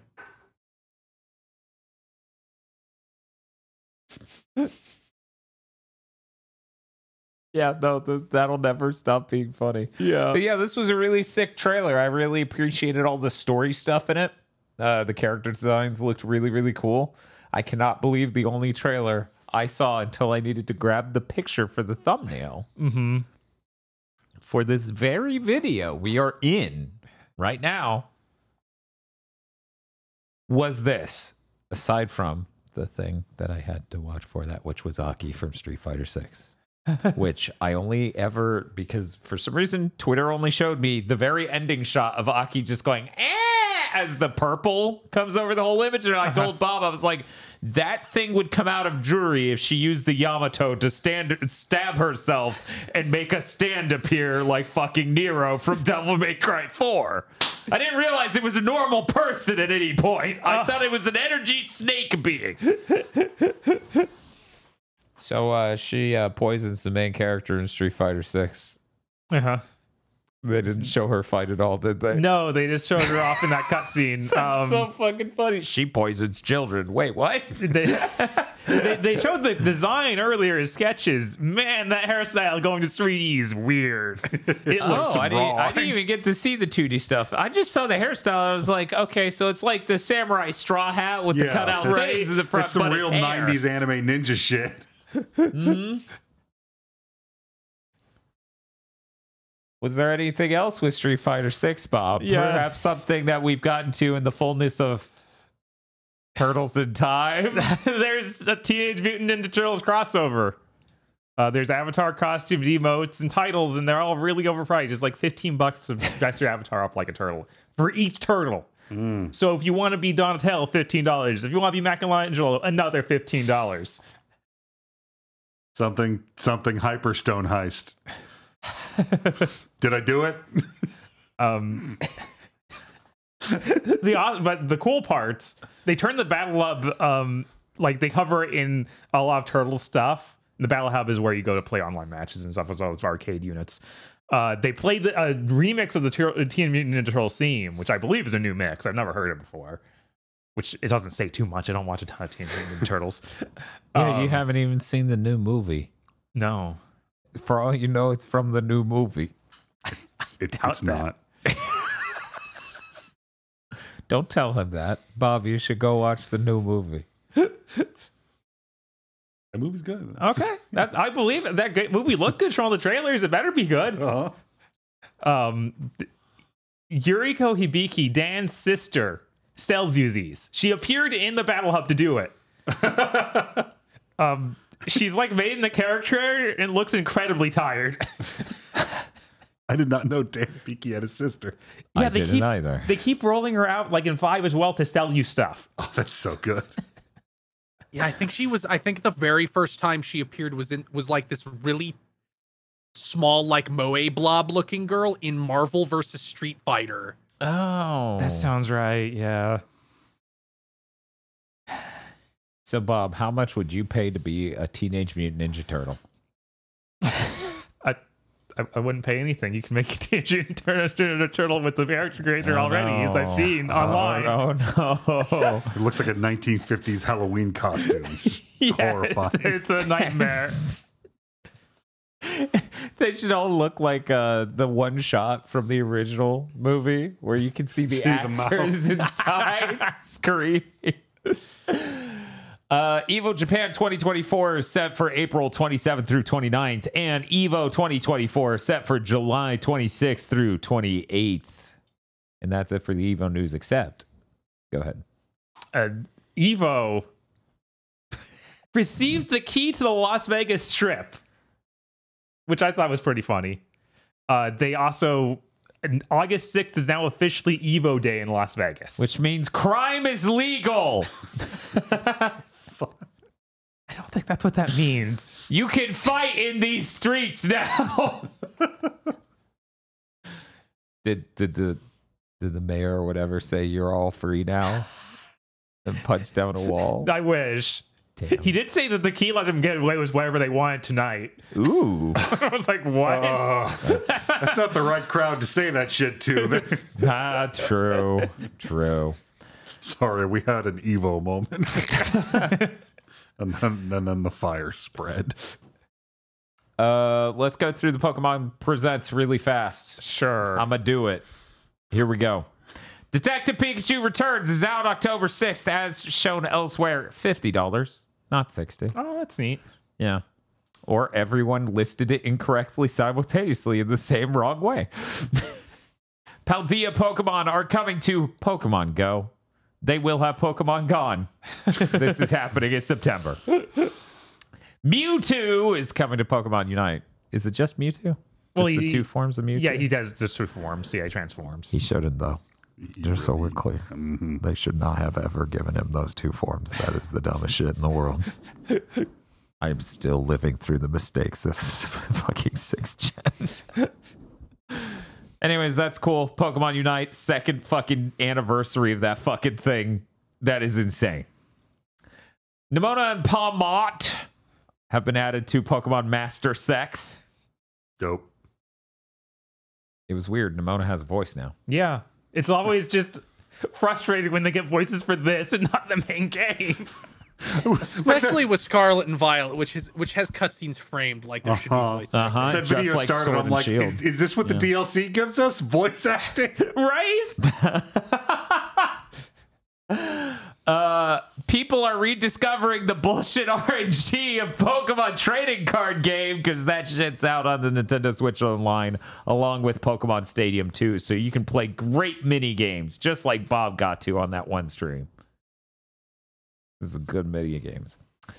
And then, we had a general Pokemon Scarlet and Violet news. Mew and Mewtwo are in it. Isn't that cool? Yeah, I wrote down the full name of this because I thought it was insane. The name of this event is called Get Mew and Mewtwo. Add Mew to your team and challenge the mightiest mark. Who's the mightiest mark? And then a finger comes out of the TV.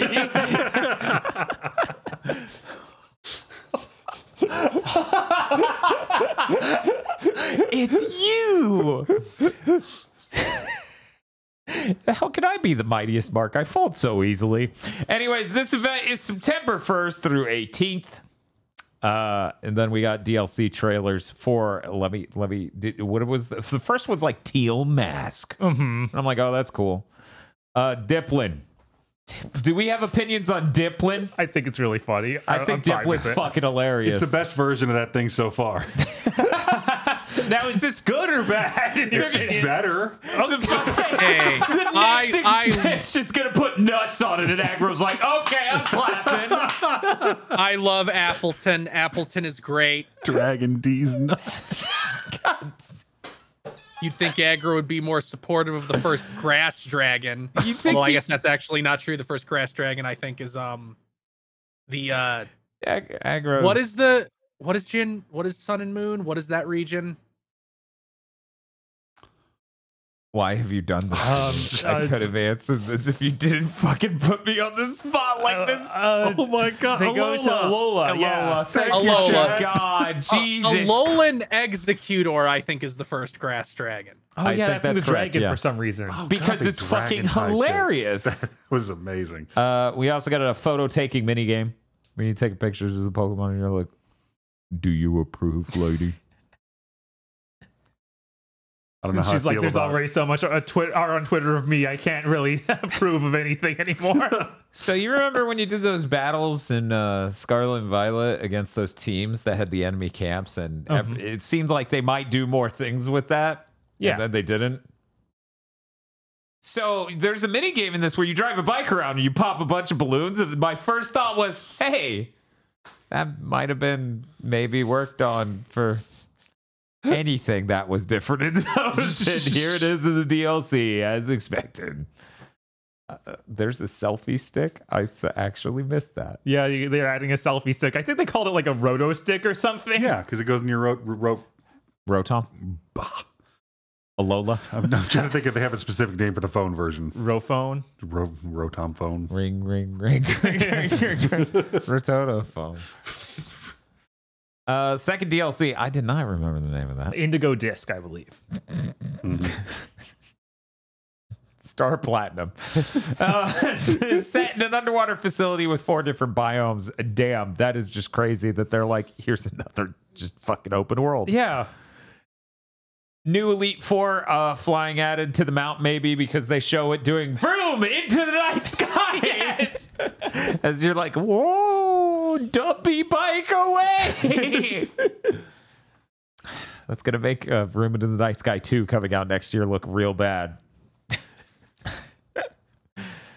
That thing's gonna be on Unreal 5 and look immaculate. I don't know what you're talking about. Okay, true. It's gonna have ray tracing and nanite and run like shit. Yes.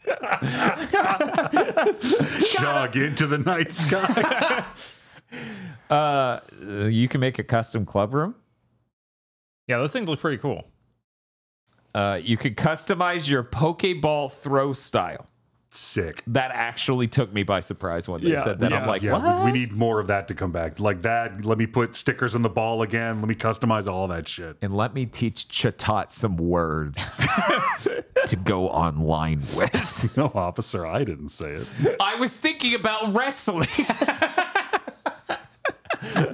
My bird was thinking about. My bird was thinking about Minnie Mouse. I'm sorry. I let my bird listen to Iono's streams, and she says some shit. She said some shit, officer.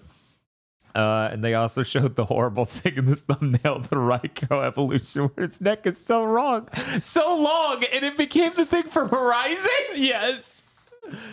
The tall neck or whatever. But it's okay. They didn't mention that in the roundup. It might not have been real. You might have all hallucinated it. Oh, okay.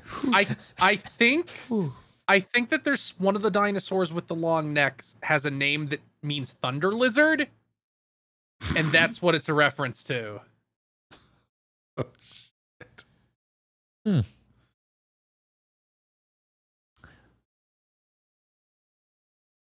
That was as a Pokemon Direct goes, somehow it covered 2 Scarlet and Violet, 2 mainline series, mainline entry DLCs, and it still felt like thin. Yeah, they kind of padded with way too much other stuff. If they just came out and showed us this, and I mean, we didn't even talk about the Pokemon Cafe shit. yeah, Yeah, it's just So like, there was even more shit Yeah, there we was didn't just- talk about. and like 2 animes announced and a bunch of esports, and it's like, this probably did not need to be here. They're like, we're gonna bring this guy on the stage to talk about our Pokemon World Tournament, and he's like, "Hello, I'm Pokemon eSportsman," and I'm like, "Shut the fuck up!" Tap, tap, tap, tap, tap, tap. You want to come to Yokohama? No, No. not for this. I mean, yes, but no, not for that. No. But that's it. that is it. That is it. That's it. I've had enough. It's really it. That's it. I'm quitting now, so that way next week I don't have to learn about the after years. That's important. Aggro, you got anything going on in the next week? I'm gonna go see a boat movie, so Oh, that's gonna be pretty good. That's pretty cool. I'm gonna continue to sit on my couch, vibrating violently, waiting for Baldur's Gate to hit console. But in the interim, I know Armored Core is there, so Yeah. And that's going to be so good. that's something to live for. You know what I always look forward to? The constant flow of VR games on PSVR 2 that I might be able to afford, but really shouldn't buy all of. So I just every week says patience. Every week is restraint. Mhm.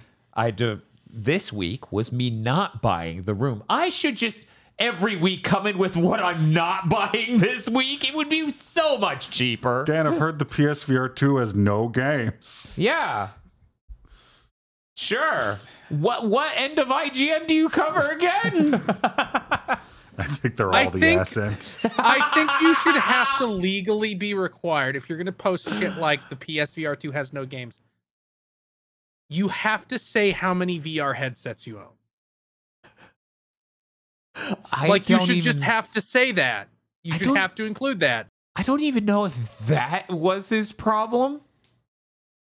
It really, at the root of it all, you could say running a Tesla podcast is his problem, but we're not going to talk about this anymore. And Chris, what do you got going on in the next week? I'm going to stream more KOTOR and I'm going to get to Final Fantasy IV the after years and force Stan to know what's in that game. This fucking sucks. I'm gonna go run over myself with my car.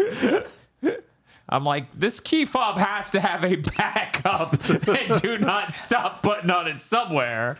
I'm sorry, Dan, you have to know the 8 different ways Kane gets cucked in the sequel that are all distinct from one another. Oh, you're all busy tonight having sex with each other. All 16 of you women I know. I see. Okay. Well, have fun. I would hate if my penis was there. Goodbye. Bob and I, tomorrow and Sunday, tentatively the plan. The plan. Right? Unless something goes horribly wrong. How have we made the word the plan? The phrase, the plan, this cursed? Was this his plan used to be it? And now it's just if you say the plan. So what we need to do is like substitute it with a code word, Okay. like Galloway. Keikaku. Good. No one will ever be able to translate that super word. Right? So the Keikaku going forward is that on Friday and Sunday, Bob and I will be streaming approximately, at the low end, 15 hours each of Paper Mario, the 1,000-Year Door, which is, until they release a Super Mario RPG remake, the conclusion of Mario RPG month, both out of fear and the fact that too many of these fucking things are on the 3DS, and Super Paper Mario is arguably not an RPG, and all these other things. This is such a drama-filled discussion. But I am looking forward to Super Mario RPG remake. That's going to be like eating cheesecake. Delicious, delicious cheesecake. I'm really excited for the 1,000-Year Door. I have no doubt it's way better than the first one. Because that was the beginning, right? Right. Mario Like and this- Luigi's so good because that guy got to make Super Mario RPG and then make that. Yeah, this is their, like, we have the GameCube now. It won't chug. Right. It better not. They might have hired a composer, They better have. maybe a writer. That'd be cool. That would be really cool. We'll see everything tomorrow. Yeah, we literally have no idea what the hell we're walking into. So, anyway, that's the plan. Then past that, I don't know. Bob, are we even going to stream next Friday, or are we just done? I don't know, I man. think we're just done. I think we covered every franchise. Obviously. Yeah, we did every stream we ever promised, and we covered every franchise. I mean, you will by then know what's in the after years, and we'll have walked into the ocean. So Yeah, that's true. I don't really see that being conducive to streaming. Thinking about it now, I realize there's no point in any of it after that. Really adds perspective. It really does. Well, that's going to do it for Big Thing Dimension. Goodbye.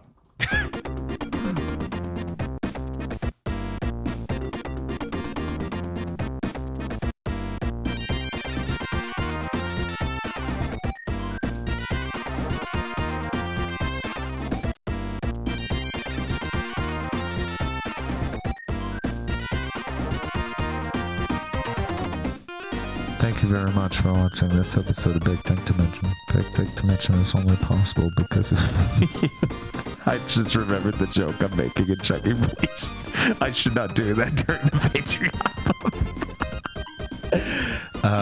Patreon.com/GB Podcast. That's where you support us watching 10 fucking grueling episodes of Chugging Bleach in one sitting. Why?